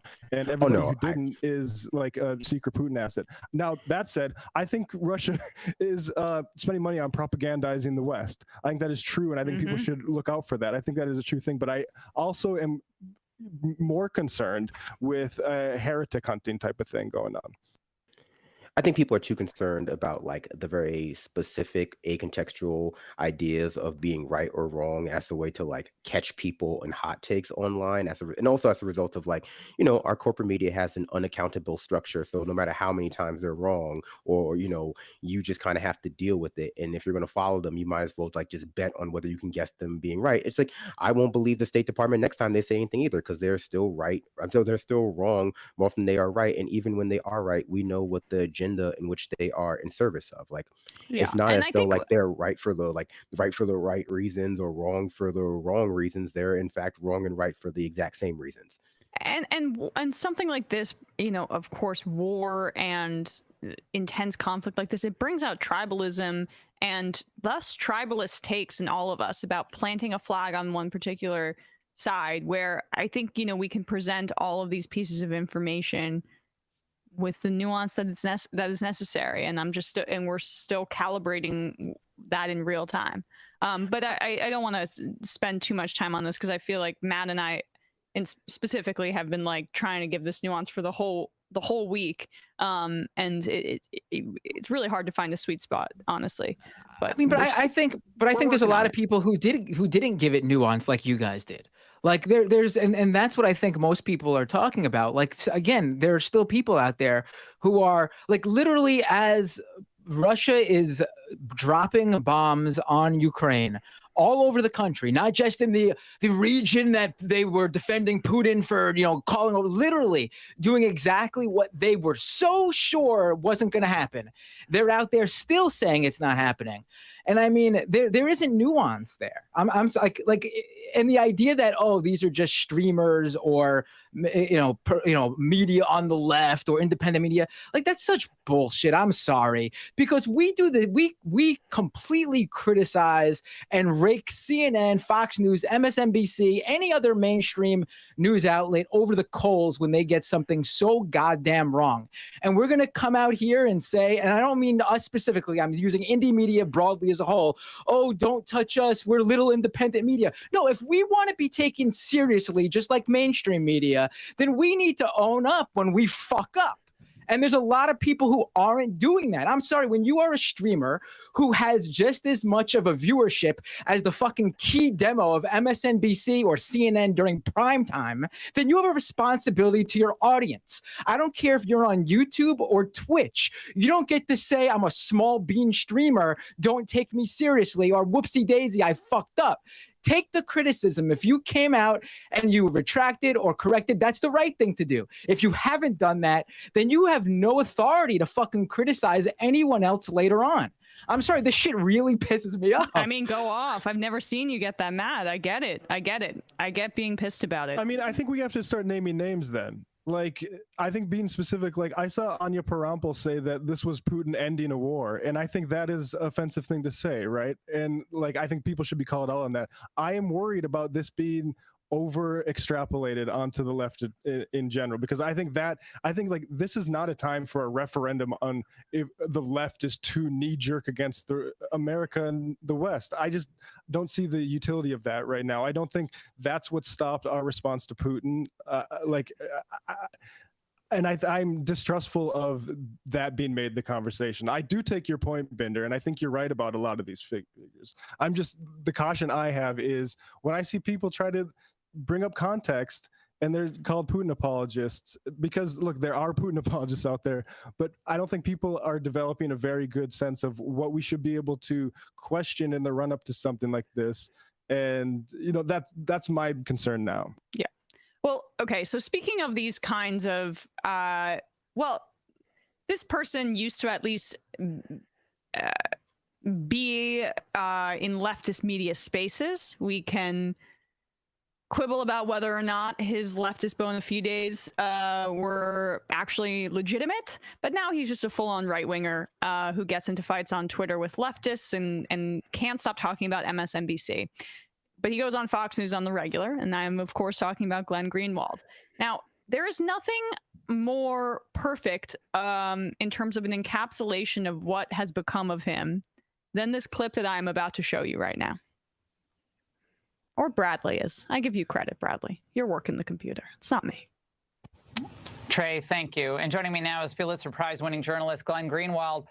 Glenn, we've heard a lot over the last year, just since Biden became president, of the rules-based international order.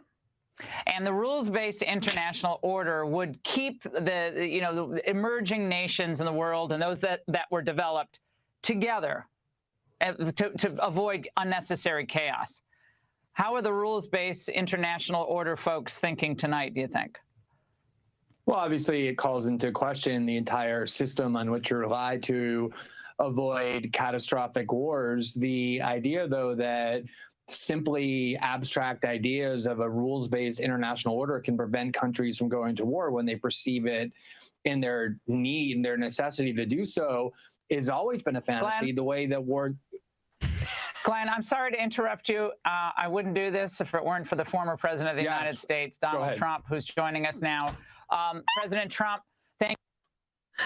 Okay, Bradley, I don't know if you can do it, but can you slowly scroll when his window gets minimized? like really just I mean, again, this is a very serious day, but this made me laugh so hard. Just like slowly in slow motion scroll past it as he gets kicked off. Bye-bye. wait, no, this isn't it. Hold on, keep going. Keep going. Of course, Laura. And then it's just fake.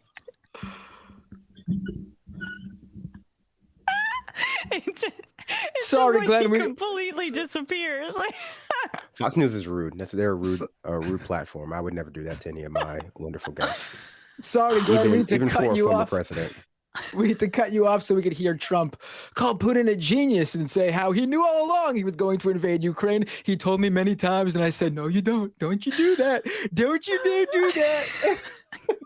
I just think it's so funny because like this is what he's got. Like for all of the work that he did before and all the credibility that he built up, he has become a right-wing reactionary who is at the whim of someone like Laura Ingraham, who is always going to go to the real deal. Trump calling in, and he's out of there. I mean, he serves that agenda. He's not at the forefront. He serves that. So you got to go. I mean, honestly, it's that's cathartic. That's cathartic. But let's now get to Trump on that show, because so Glenn Greenwald got kicked off on Laura Ingraham's program last night because Trump on a whim decided to call in and, as Matt just mentioned, talk about how Putin was incredible, such a genius for invading and starting a war with Ukraine. Which one is this, Bradley?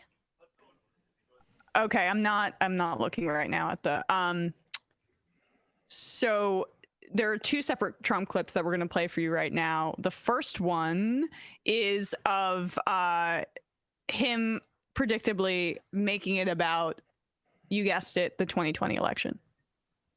Probably ever. We were energy independent, and he blew it. We're just learning that U.S. officials are looking at a potential amphibious landing now in Odessa, Ukraine. Again, a month ago or 3 weeks ago, all the so-called experts were saying that, Putin was probably going to just be content with staying in those separatist regions. But I think given what's unfolded, sadly, with a lot of weakness in the United States, they just decided to go for it. I mean, it looks like they're going for it. And where does that leave NATO, the NATO alliance?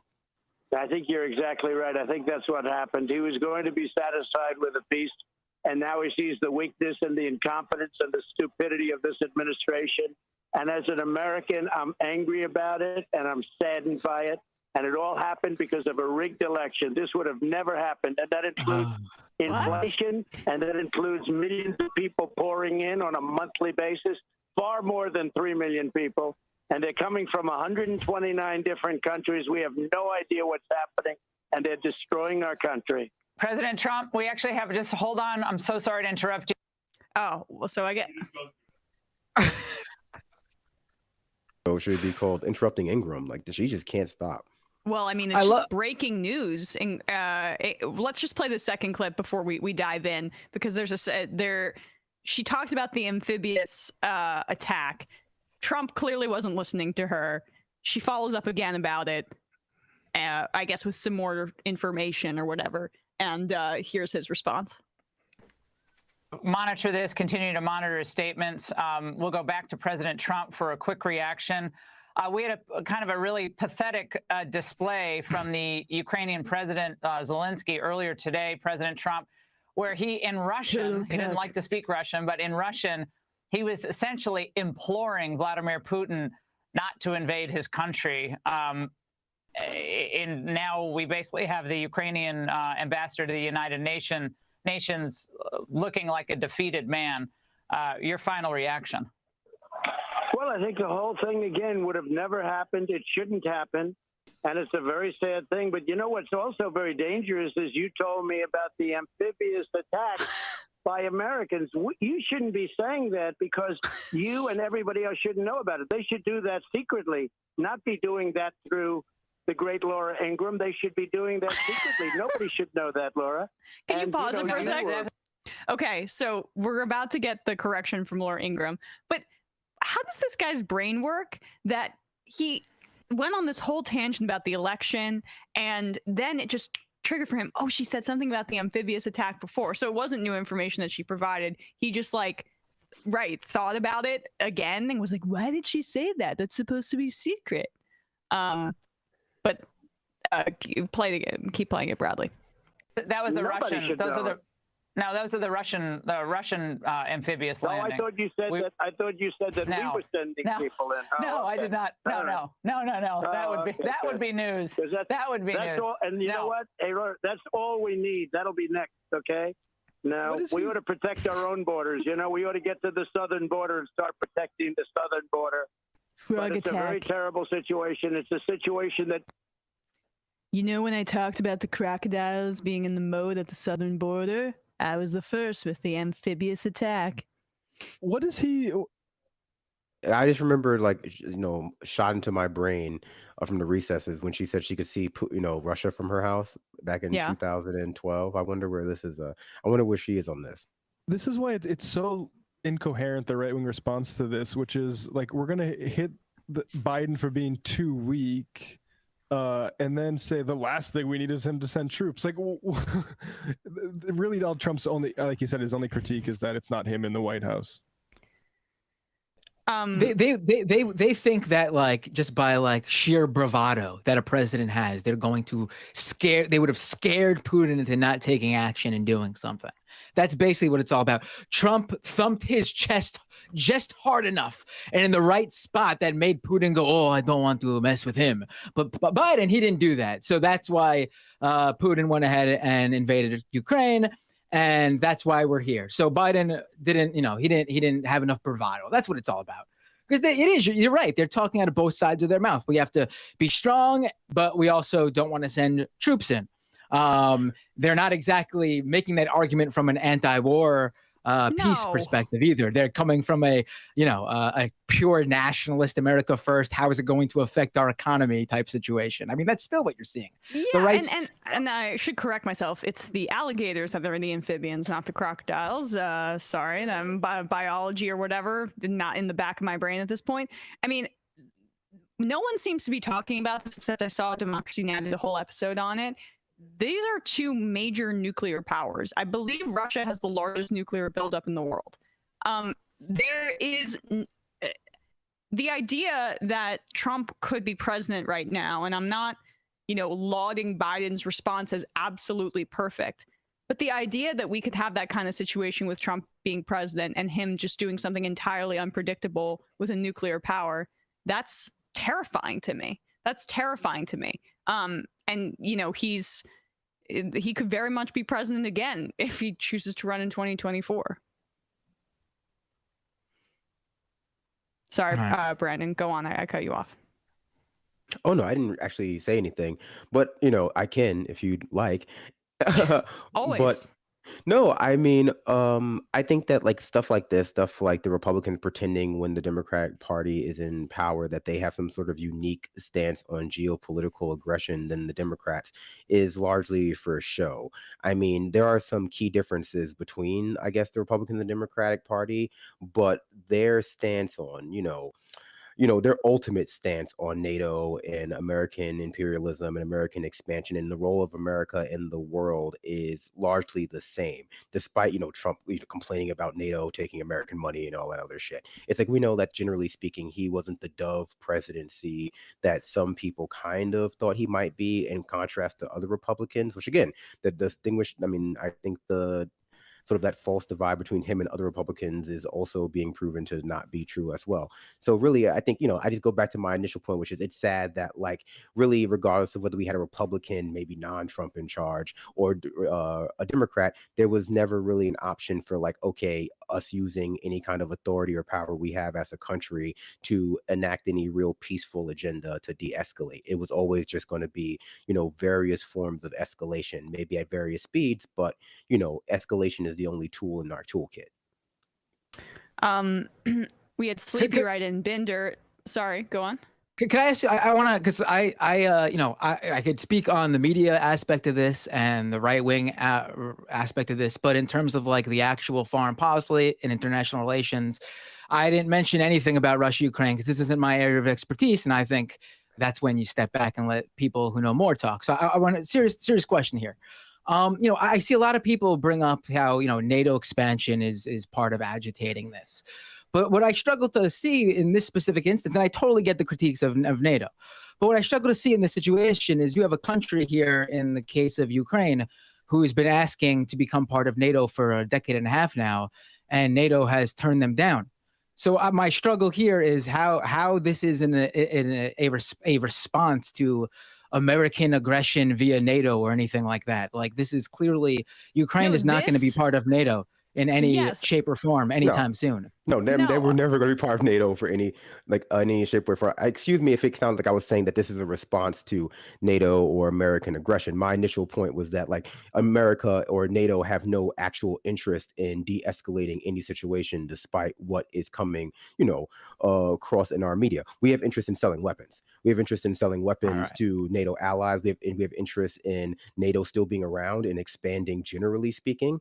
We have interest in selling weapons to countries bordering Russia, generally speaking, and broadly speaking, as part of our neoconservative agenda, we have an interest in America being the only superpower.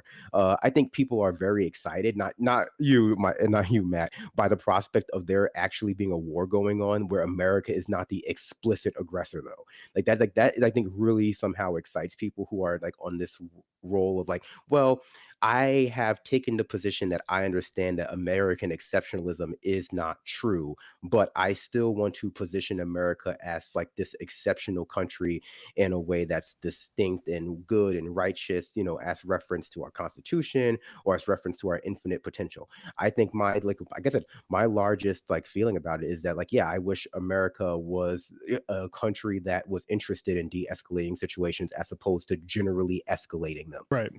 Yeah, and honestly, I would just add to that. I keep going backwards, but the emphasis on NATO right now is not the number one thing that should be emphasized. The point is that it set up a series of preconditions for a fascist or for an imperialist like Putin to rise to power. And now he's really just using it as an excuse. And if there was diplomacy that could have been had, then maybe we could have been, they could have talked about not allowing Ukraine into NATO if he was operating in good faith. But it seems clear based on his actions that he was not. Yeah, this is the point, kind of to Brandon saying, it'd be interesting if we had a we're interested in de-escalation. This is a point from Tom, who is private on Twitter, so I won't put his ad out there, but he asked this question: assuming this is a lie and invasion is what Putin wanted all along, and that Western intelligence knew this, why didn't NATO just guarantee Ukraine wouldn't join in exchange for something? Would invasion have destroyed Putin's domestic legitimacy, right? Like, if they had been more de-escalatory, and we agree about the NATO stuff, but if you just said that, right, then this invasion would have even looked worse now. And I think in the coming weeks, like, that's going to be a problem for Putin. I'm hearing, like, Carl Bayer's doing good coverage of this. Yes. Check out his Substack.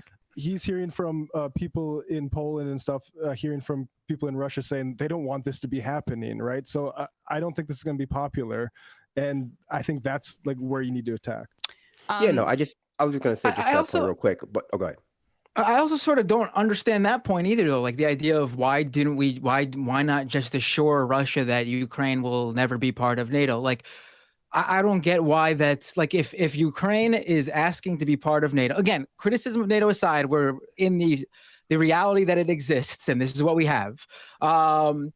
Ukraine wants to join NATO. Why does Russia get to call the shots of whether or not a sovereign nation gets to join NATO if that's what they want to do? I mean, I don't get why we need to give them that assurance. Like, if the roles were reversed and it was the U.S., and this has happened, I'm sure, if it was the U.S. saying that some like South American nation or some Central American nation couldn't join some allied group so they could strengthen their sovereign state, we would be in the wrong there. We wouldn't say, oh, they should have assured the U.S. that, this Central America or South American country wouldn't join that group. Like, we would be in the wrong. Like, who are we? Well, we make the determination really who's allowed in, and the Binder froze. I think Binder froze, but I mean, I think wait, he's back. Okay. I think, right? No, you let him go. Hello? Okay. We lost you, Binder.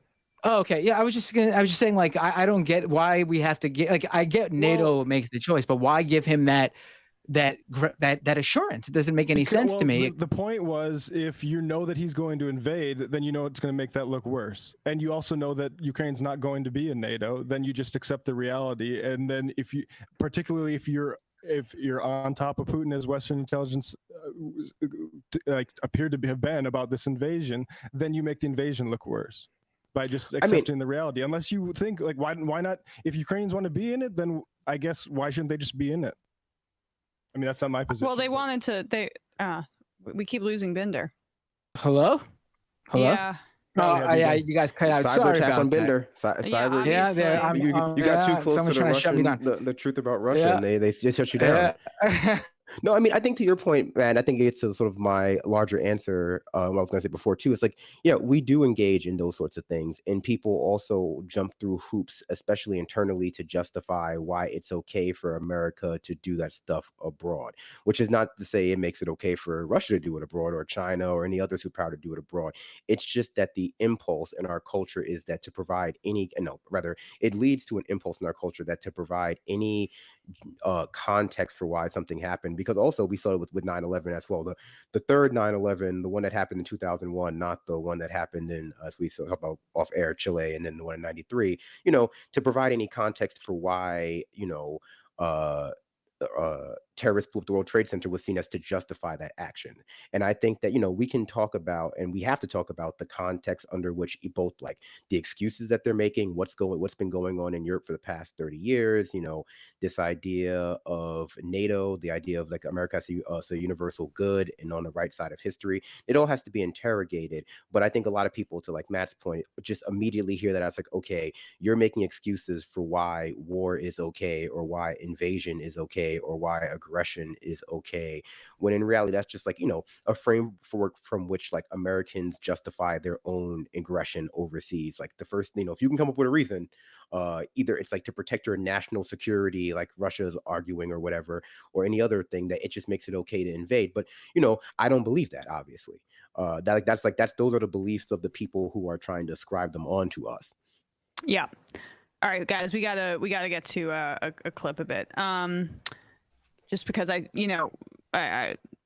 think we should just do a little bit more fun, happy stuff, because we're like, it's depressing a bit. Although good discussion. I don't mean to nix it. God, why do I get so awkward when I try to make a transition? Anyway, let's move on to this. Well, I don't know. I don't want to go past today without doing this Ukrainian, while we're on the topic, this interaction with the Ukrainian ambassador. So this is the Ukrainian ambassador at the United Nations responding to the Russian ambassador, I believe, to his face, right? So this is the Ukrainian ambassador named Sergei. I'm not even going to attempt that. It starts with a K. There's a lot of consonants, and he's responding here to the Russian ambassador, talking about the invasion of Ukraine.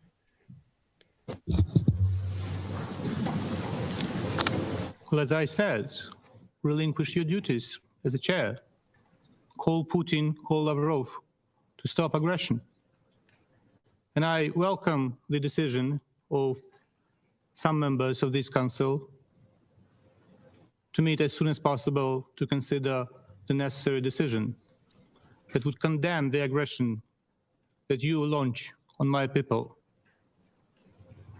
There is no purgatory for war criminals.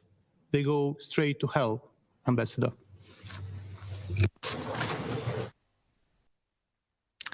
So that's him saying to the face of the Russian ambassador that war criminals go straight to hell. I mean, it's cathartic, I guess, in a way, especially at a time when this was about to. I mean, I don't even remember when this was recorded or when this happened, but it was clearly in the midst of the invasion, or right before, or right after. I mean, that is true. I think we have some significant video, Bradley. If you look in Slack, this is from, I'm not sure, and look, we're running this stuff, and if somebody finds out that there's something untoward or wrong about this video, but it looks like there's anti-war protests going on in Russia. You go to the one above that, Bradley. There's a Moscow one. Yeah, there are mixed reports on how one. Yeah, no, all good. I just want to make clear, like, that there are fears domestically about speaking out in Russia against this war effort. There's been a report that in terms of like media, there have been directives not to even mention the invasion. So just be clear that this is fairly brave to come out and protest this war effort here.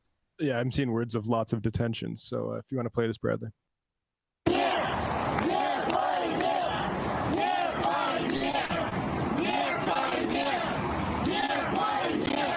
No to war.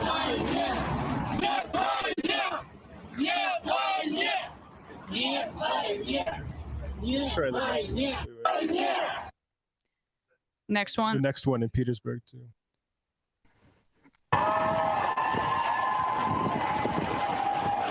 That's massive.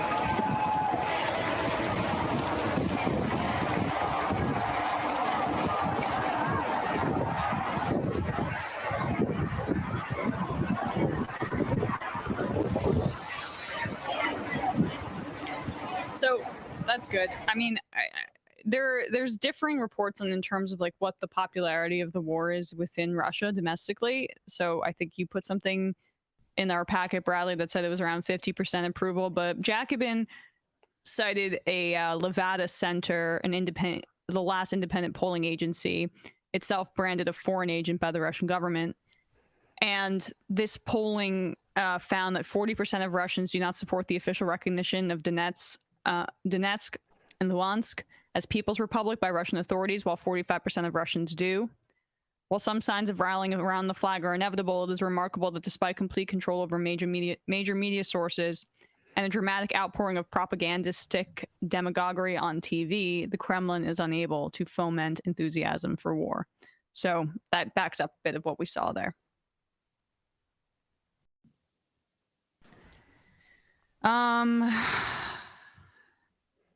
Read some IMs. Do the Eric Adams thing. Sure. Just a palate cleanse. Palate cleanse. Yeah. Eric Adams speaking either yesterday or the day before about lockdowns. And here he is. I'm trying to find the clip. Here he is giving his thought on remote work. One thing that can't happen, you can't stay home in your pajamas all day. That is not who we are as a city. You need to be out, cross-pollinating ideas, interacting with humans. It is crucial. We're social creatures, and we must socialize to get the energy that we need as a city. Yeah, you can't sit around in your pajamas all day. You got to put on a suit and tie to work from home for.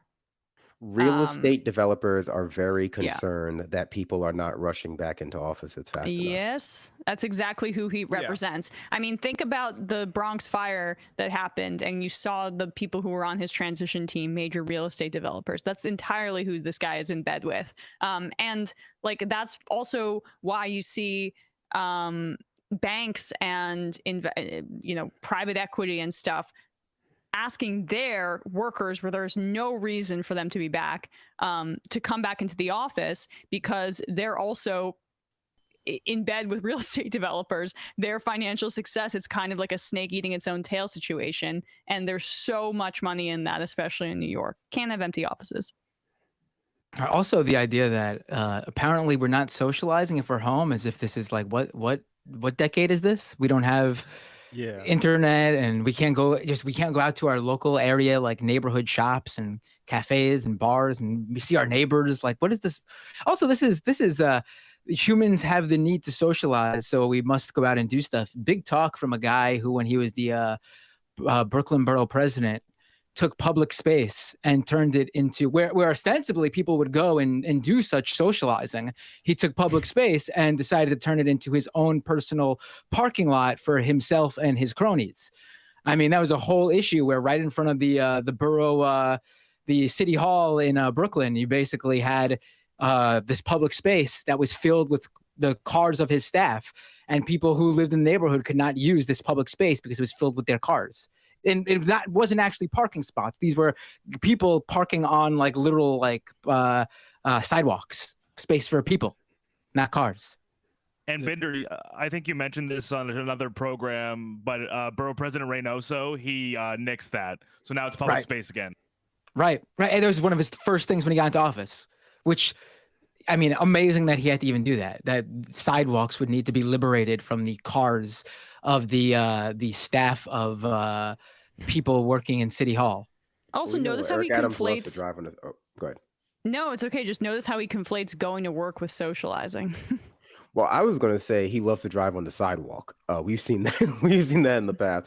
But yeah, no, I think that's a good point, Emma, too. Like, there's been like a concerted effort to pretend like you're meaningfully socializing with people at work. You know, not to say some people don't have jobs where that's capable, but that you're capable of meaningfully having your primary social relationships being through like your job, or like the few people you can communicate with in line while you're waiting for your Starbucks order, when you're like getting your 15-minute breaks from your job, as opposed to like, having the free time to like actually cultivate meaningful relationships. Yeah, the pandemic has not been a great time for socialization, because a part of the thing with socializing is you can sometimes spread viruses and stuff to other people. But yeah, you're right about like, this is, when he says social, he means commercial, because he wants people going back into their offices and spending money around those businesses. Whereas the real inhibition of sociability in America is that you have to go work for your fucking bosses all day, right? Like, that's, if we want people to be more social, then we should have a shorter working week so people can actually go socialize with the people they want to socialize, not with who capitalists decide are their social mates for the day. I mean, this is also, it reminds me of the story earlier this week about how they are cracking down on homeless people and instituting a zero tolerance policy for sleeping in the subways, because there are fears, him and Kathy Hochul, that there's revenue down for the MTA. So like, all of the concern that is on the surface of these, like, oh, I'm so concerned about the safety. All the concern that's on the surface is really about the bottom line that's underneath it. Vlad the Inhaler, Russia is censoring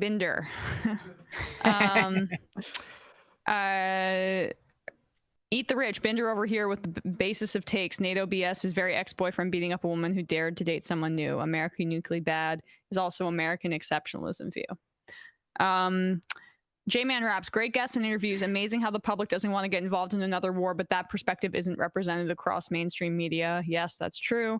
White communists. Appreciation to both Matts for contemporary and salient points about Russia. The World War I Kaiser Bill wretchedness of both Russia and NATO is typified by Putin claiming he's attacking Ukraine to rid it of Nazis. I tried to make that point a bit earlier. This is from a man who is the Pied Piper of international militant white supremacy, now in a proxy conflict with the democracy-humping apartheid oligarchy that basically holds the patent on white supremacy. The horror of this situation, aside from war crimes, is that we, the left, only lose either way. So much for the bullshit 90-second racial reckoning, Medicare for all, Green New Deal. We're back in Kaiser Bill flag-waving insanity for the foreseeable future now with nukes. Yeah, I mean, I'm continuing to cross my fingers that Biden is going to stand by his word about not sending our own troops, because the nuclear conflict. I don't know if we have time to play it, but Jen Psaki fielding the question about like, hey, only a quarter of Americans want U.S. to play an active role here, and she says, well, we don't consult polling, if we consult ourselves as far as national security. That's not a situation that I'm still comfortable with. Yeah, I think they're having a speech right now, and I was just reading. I think Biden was saying that they're just going to do sanctions. Even Peter Ducey said, "Is that going to be as strong as bullets?" And he was like, "Yes." So you know. So question and answer sucks. Sleepy Binder. This reminds me of the domestic conversation surrounding Assad using chemical weapons against civilians in Syria and the red line. Yeah, there were idiots online who lionized Assad and denied he was a vicious, brutal guy. But when the stakes on that side are people, even people with a decent sized audience being wrong online, versus the stakes of the other side being the United States military potentially bombing or invading Syria, where should the emphasis really be on a show like this? Insofar as you guys have an effect on the conversation, you're more needed on the side that speaks against alarmism and interventionism. The alarmists and interventionists already have every other media outlet in the country. I'm on the side of truth. You don't need to respond. We have a million IMs to get through as well. We're on the side of justice. South Florida lefty. Hey, MR crew. Thank you for all you do. You all have helped me stay sane in this right-wing hellhole of a state. Just wanted to add a little to your coverage of the Don't Say Gay bill. It's another opportunity for these right-wingers to defund our public school system by allowing people to school the SU system and ultimately bleed it out. Left is best. That is a very good point for sure. Vigilant. Emma, I'm a big fan of your sensitivity that you have shown towards the people who are impacted by war propaganda. You're one of the few progressives online who has tried to take takes without encouraging war and violence. More power to you, and I hope sound brains get to discuss peace soon, or we are all going to suffer. Yes, thank you. War into debate. Emma, thank you for not playing into the war porn kind of coverage. I rely on you to give a common, rational understanding of the issue, but I seriously think people like Bausch and Hassan are contributing to the public fascination and insensitivity to war. It's like a TV series for them. Guys, I don't watch their coverage. I know Hassan. I don't think that that's his intention.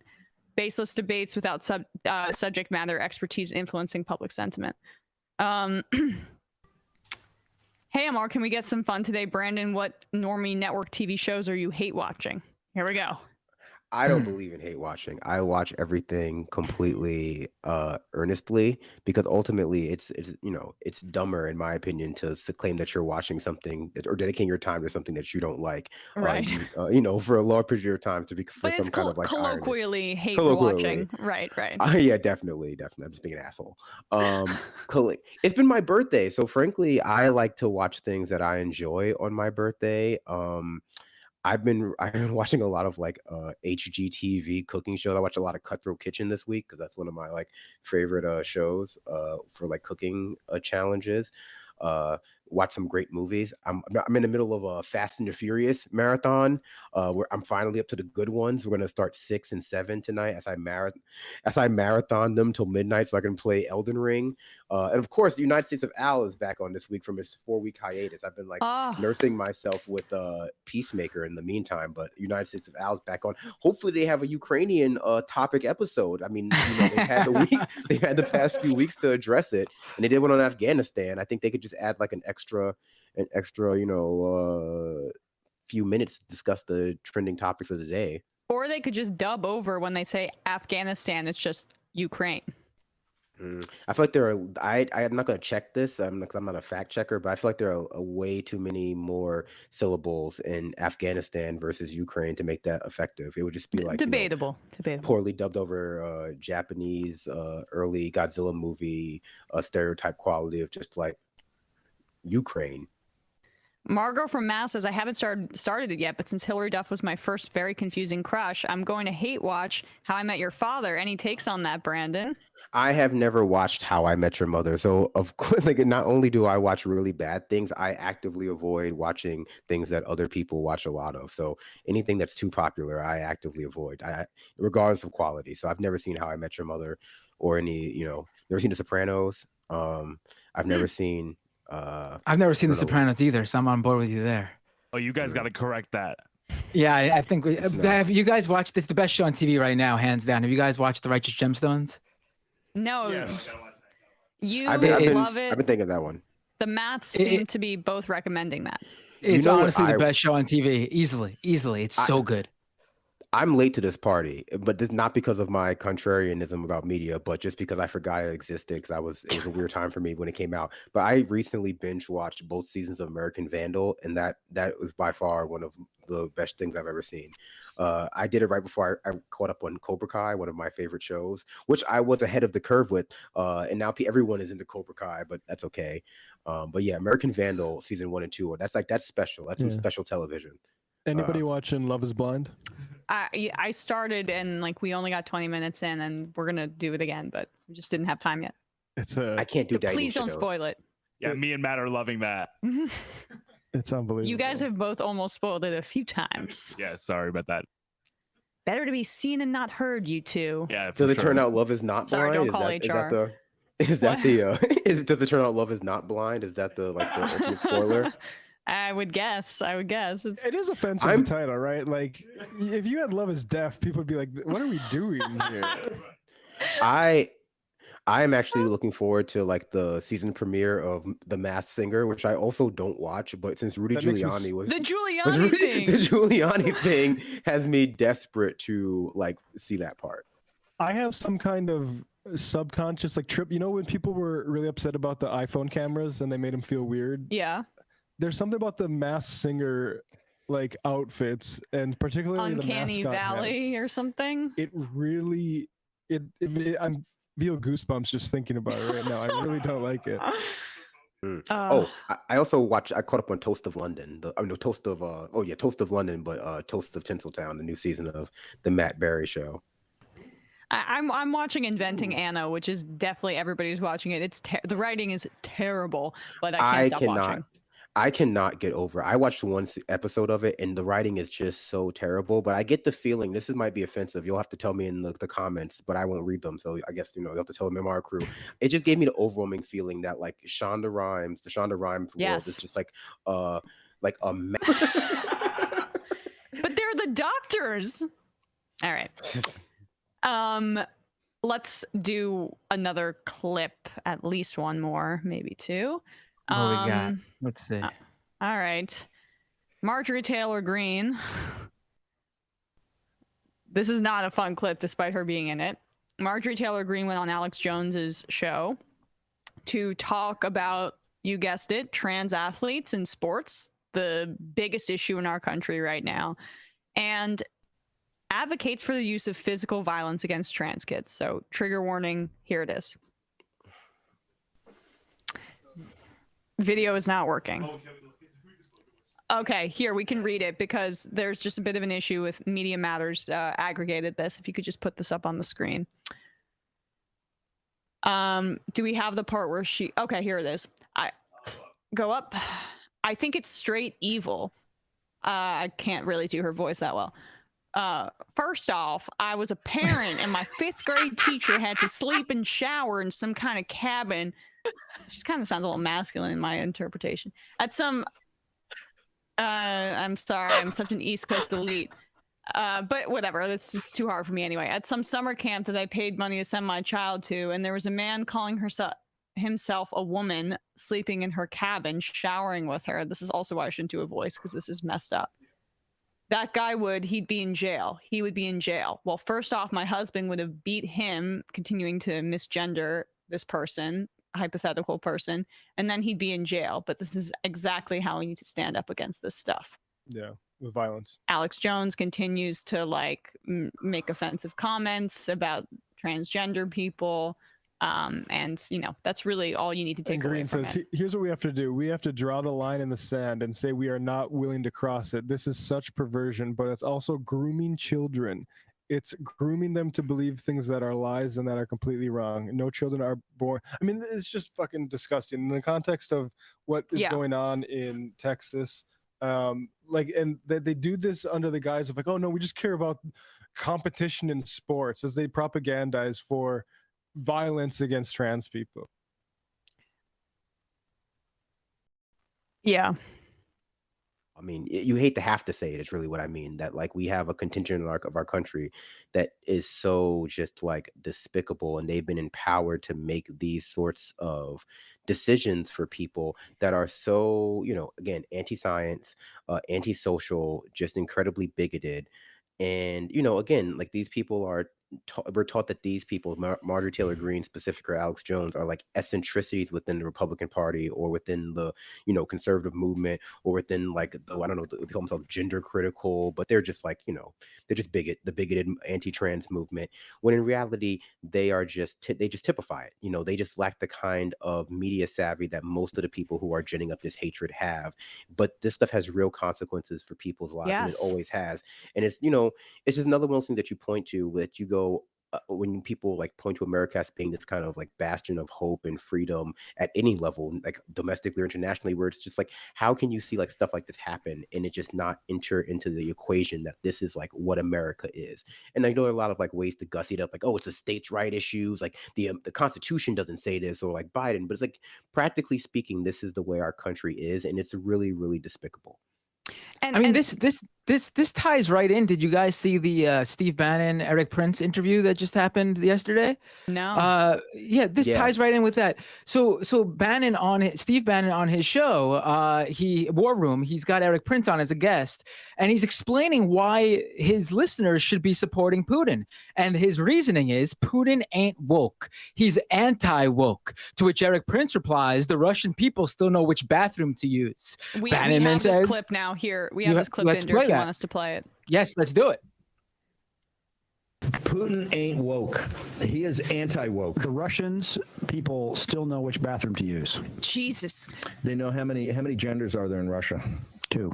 Okay. That's all of a sudden that's not they don't have the flags. They don't have the pride flags outside on their They don't have boys swimming in girls' college swim meets. How backward. It's embarrassing. How savage. How medieval. How medieval. I pause it. I don't want to watch this anymore. I didn't realize that Eric Prince, the war criminal who should be rotting in a cell for the rest of his fucking life, had an opinion on the competitive advantage in girls' swim meets. I did not know that was at the forefront of his mind. I mean, God damn it. I did not expect that to enrage me to that degree. The fact that he's even sitting there and isn't locked in a cell right now pisses me the fuck off. No, this is fantastic, Emma. I mean, this is really what bothers me too, because this is framed as a culture war issue. I mean, after watching these 2 clips, I mean, it should have been obvious to you beforehand, but after watching these 2 clips of Marjorie Taylor Greene literally wanting physical violence against someone for being trans, and then this clip of Bannon and Eric Prince literally telling you exactly why why their followers should be supportive of Putin's imperialism and aggression because of trans people. I mean, this should be the eye-opening moment for anyone who thinks that the fight against trans people in this country is a culture war issue. This is going to be a real problem. The rhetoric you see from people like this isn't a culture war issue. This isn't someone's being mean to Joe Rogan's podcast. This isn't, oh, there's a movie that people are giving bad reviews to online. These are people's lives. These are people who are already some of the most vulnerable in our country, who live in poverty, who are killed at rates and suicide rates well beyond everybody else's. And we're going to have an entire party talk about these people like this. Yeah, this is unbelievable. We played this on the show when Sam was here a few weeks ago. There was a Republican politician in a debate. I think she's running for state office for something. If you could get that, Bradley, just so I know the facts. Shelley Luther, running in Texas, bemoaning the fact that her kids would not be able to bully trans kids because there's a more widespread acceptance of that. That's what they want. They are so closed-minded and hateful that they literally wish that society could go backwards in time, and that there could be such vile hatred toward these people to bully them into, I don't know what, either not being in front of their eyes, not being in their communities, or into killing themselves. That's the only reality that they want. And that's how bloodthirsty and disgusting this is. For me, I was gonna say, just to jump into like the conversation. I mean, obviously, this is the sort of thing that happens all the time with American, or rather, with far right media supporting Bolsonaro, with Dave Rubin saying that he was happy that Bolsonaro was getting rid of woke subjects in universities, and I've seen people bandy around the term like treasonous in favor of and reference to like Bannon and this sort of like talk. But I mean, really, I think that's just the wrong take. What you should get from it is that like the patriotism of the right, of the far right, is inextricably linked to like America's bigotry. They have no love for America insofar as like its people, insofar as the things that we do right. The moment that they see strong man, a dictator, Putin, any number of like fascist leaders abroad, like doing something that is more bigoted, more like restrictive of oppressed categories that they don't agree with, they just fall in love with that country. And that's why giving them any kind of credence about their like patriotism or their nationalism as though it could be some kind of positive thing is just wrongheaded, because we've seen that like patriotism for them is an excuse and a mask that they wear to oppress those who they don't feel are like real and true Americans, which oftentimes are, gender minorities or racial minorities. H-Dub writes in that perfectly fits into what you're saying, Brandon. The Bannon and war criminal clip is a perfect illustration that gender bigotry and white supremacy are state projects. Rob from Dedham, Eric Prince. I mean, it's important. It's important for people to know it too. Like, there's a lot of people out there who are going to say like, you have to understand trans issues are so new compared to other LGBT. I think that's bullshit. But there is a difference between ignorance and not being subject and to the trans community, understanding who they are, not knowing a trans person. And then what you're seeing from Bannon, Prince, Marjorie Taylor Greene, and Alex Jones. Like, people really need to understand what's coming down here. Your conservative dad who's never met a trans person or thinks he's never met a trans person, having backwards views and not quite getting it. He's going to listen to someone like Bannon, who's not ignorant in that way. He is advocating for violence and hatred against trans people. And Bannon, Mr. Seinfeld money himself, is not ignorant of trans people. He's not, he's sheltered in, some rural town. No, I'm sorry. This is a viewpoint he holds because he actually hates trans people.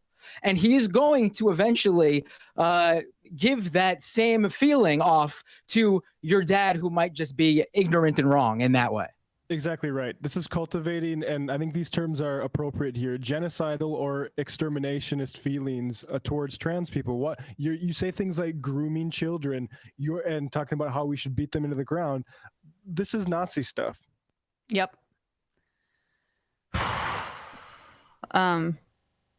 All right, 1 second. Let's Do read. we want to watch Jim Brewer? I don't know. I'm really pissed off after that. Yeah. dangerous. Right-wing folks are getting folks killed, and they are happy about it. From Andy Knows hit list to Joe Rogan's transphobia, race science to Jimmy Dore and son Jackson Hinkle's support for Kyle Rittenhouse to the Weinstein COVID misinfo. Rob from Dedham, Eric Prince's literal family, I think you mean, invented the pyramid scheme. No Amway, no Blackwater. Bannon and Prince should both be rotting in prison, not praising Russia's toxic bigotry. I mean, Prince, definitely. Bonetown, why isn't Eric Prince in prison? Can the Biden Justice Department do that? They won't. Glutton for Sutton. Emma, you didn't read my I am name. Glad I could derail the serious topics for pop culture talk. Let's go, Brandon. Gotcha. Let's go, Brandon. Let's go, Brandon. Lil Wayne Gretzky, you have to watch the new Kristen Bell. I just want to mention too, because it just hit me. I see people basically saying like, I don't see the right supporting Putin. I see, they might have nice things to say about him, but they are very against the war. They're saying they're against him on this. I mean, we're literally just watched a clip with Eric fucking Prince of all people applauding Putin. I mean, I don't know what more you need. What on Bannon's show, who is essentially the voice of the Trump, the very specific Trump right. I mean, I don't know what more obvious guest to have to say that support of Putin is also explicitly in support of the actions he's currently doing in Ukraine than having fucking Eric Prince on the show applauding Putin. I mean, I don't know how more explicit it gets, to be quite frank. Well, I mean, it's important to make the distinction between supporting Putin's war and supporting his anti-LGBTQ agenda. It's like how, like people like Ben Shapiro don't like Dave Chappelle's comedy. They just like when he does, like he upsets trans people. It's, it's a very thin line to draw, like which shitty thing you like them for. But, it's called nuance. It's definitely a shitty thing. It's called nuance, Colin from Nebraska. Anyone harping on Hassan can go fuck themselves. Okay. His takes were close to exactly what MR said. The State Department should not be trusted. Putin won't do it, and stop wanting war with Ukraine so you can dunk on the streamer you don't like. He admitted he was wrong and is saddened by these world-changing events. Of course, he will have gallows comedy worker into his stream, but those who hate him for this should log off. Jay Tingle, the indignity. I will not sit by idly and allow Tokyo Drift to be sullied by jocular Philistines. You're going to take that challenge, Brandon? I'm sorry, I didn't hear that part. I think I'm getting hate mail about my Shonda Rhimes take. Because you apparently besmirched Tokyo Drift. Oh, no, Tokyo Drift is a great movie. I just think that it's not like, Tokyo Drift typifies how the early four Fast and the Furious movies are not like, they're not really where the series eventually went. Like the first four, like the first two are just a whole different movie series. So is the third one. It kind of creates this kind of like, you know how like the creators of Halloween originally wanted to do an anthology series? The first like three Fast and the Furious are like car street racing anthology series that happen to have similar characters. And then like the fourth one, they come back together to make the family, obviously, with I don't want to spoil anything, but with Dom and Brian coming back together. And the fifth one is where we start like really seeing it go into like modern day Fast and Furious. Like, yeah, now it's like a superhero movie or like Mission Impossible, but everyone's in cars for some reason. So I'm actually a bigger Tokyo Drift fan than you might realize. I play the song by the Teriyaki Boys at least once a day. All right, we're going to do 10 more IMs, and I think that we're only going to have, we're not going to be able to take any more calls. I apologize, guys. That's such a specific number. We're going to take 10 more IMs. I'm building off of Sam on that. He will like do a countdown and have Bradley count for him. So maybe this. Oh, I missed that. Top 10 anime betrayal IMs. Exactly. Exactly. Between the 101 and the 5, Snowpiercer on HBO is interesting, but seems like some way to co-op class struggle into some kind of class mobility thing. I saw the movie. Is there a show now? Yeah, there's a show now. I haven't seen it. The movie was entertaining. I mean, like all of these sorts of things, there's some co-optation, there's some radical possibility. But the show might suck.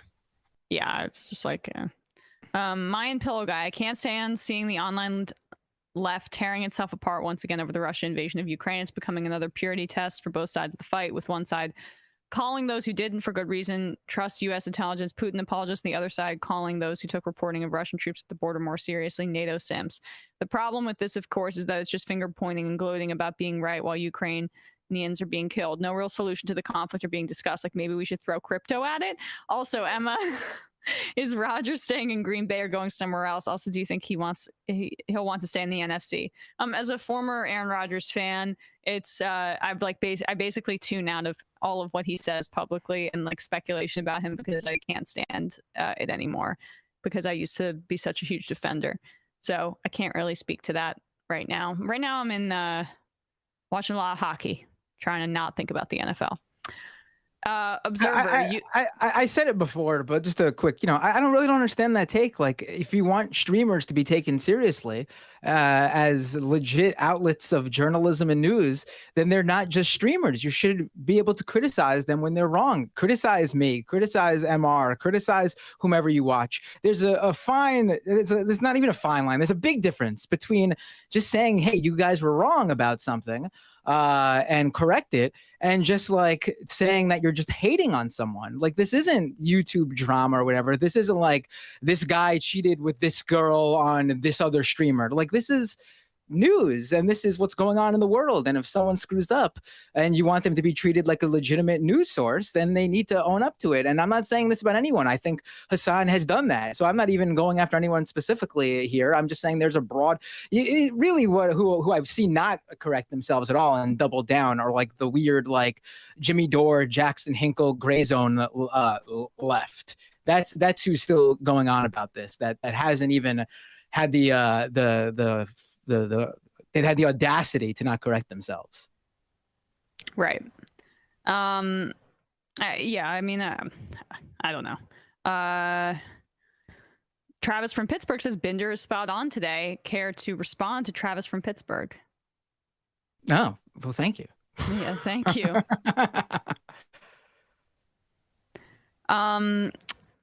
DSA Golfers Caucus, offensive missile systems like in Poland were they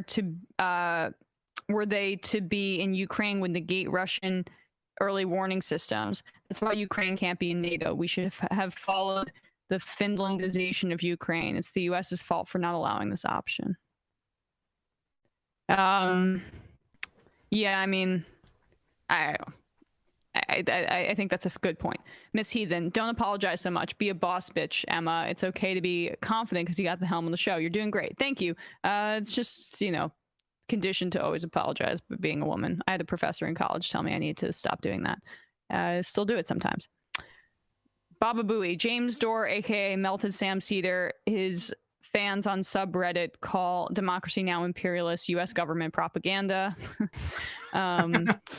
Fierce Deity, we deserve a Twitch stream of Emma trying to run Elden Ring on her laptop. So my guess is it's too powerful for a laptop, the game. Also, I didn't know that that's not what live action role play is. Like, I thought, isn't that what the what's You're thinking about role playing. This is just like role playing. Live action role playing is when you're in like the woods in costumes. No, but what's the thing that like in South Park they shit themselves playing? Massively multiplayer online role playing games. Oh, okay. MMO RPGs. That's World of Warcraft. Wow. Yeah. Right. Yes. I played WoW in high school. I played WoW. Yeah, I mean, I didn't play it, but I have friends that did play it. I think I would have gotten pretty addicted to it if I did try. All right, just 3 more. Atrium, 100% Emma should get a powerful gaming computer. I'm sure Thursday crew would agree. I can't afford that. Biden death panels. Emma, us sitting in the middle right now so we can apply that Glenn Greenwald transition to her when you end today. I don't get it. Don't have that. Oh, they're going to zoom out. We don't have that functionality. And the final IM of the day, Token Funger. Let's be clear that leftists with minuscule audiences were doubting the State Department, but people like Tucker were straight up calling for a Russian invasion. So we need to keep people accountable for their bad takes, but the criticism should be proportional to the impact of the person. I think that's fair. Yeah. All right, folks. Great show, guys. Thank you so much. We got a Binder rant. It's a rarity. It's like a diamond. And I dropped like a few F-bombs, so we can all be proud today. Brandon, I think that always great. Keep going. I was just gonna say, I think that we should shrink each of our like little windows based on how right or wrong we are per episode. So like, it's just, and if we're wrong enough, like it's just gone one day. We go away. You lose a But if we're pixel for right a every lot, bad we just take. take over the whole screen. All right. Gamify the show. That's what people really want. See Maybe you send some in- all. Oh, bit. You're gonna be seeing my pores if we do that, because I'm gonna be so right that you have to zoom in on the big pores, Just big all the way dreams. That's right what they here. say. I wish you could end the show by actually just zooming us all out, a la Glenn Greenwald on the Laura Ingraham show. Just like all we of just us. we just float away. dissolve into nothing. All right, guys. See you folks tomorrow. Thank you, guys. It might take all the strength I got to get to where I want, but I know somehow I'm gonna get there. I wasn't looking when I just got caught between the truth and the lie bar, but finding out won't make me feel any better. Yeah, I know the clock is ticking, but the meds are gonna kick in, and my pilot lights shining bright. I get somewhere the choice was made, for the option where you don't get paid, for the road that bends before it finally breaks you. I guess somehow I lost my drive between the 101 and the 5. Do you know how far the detour takes you?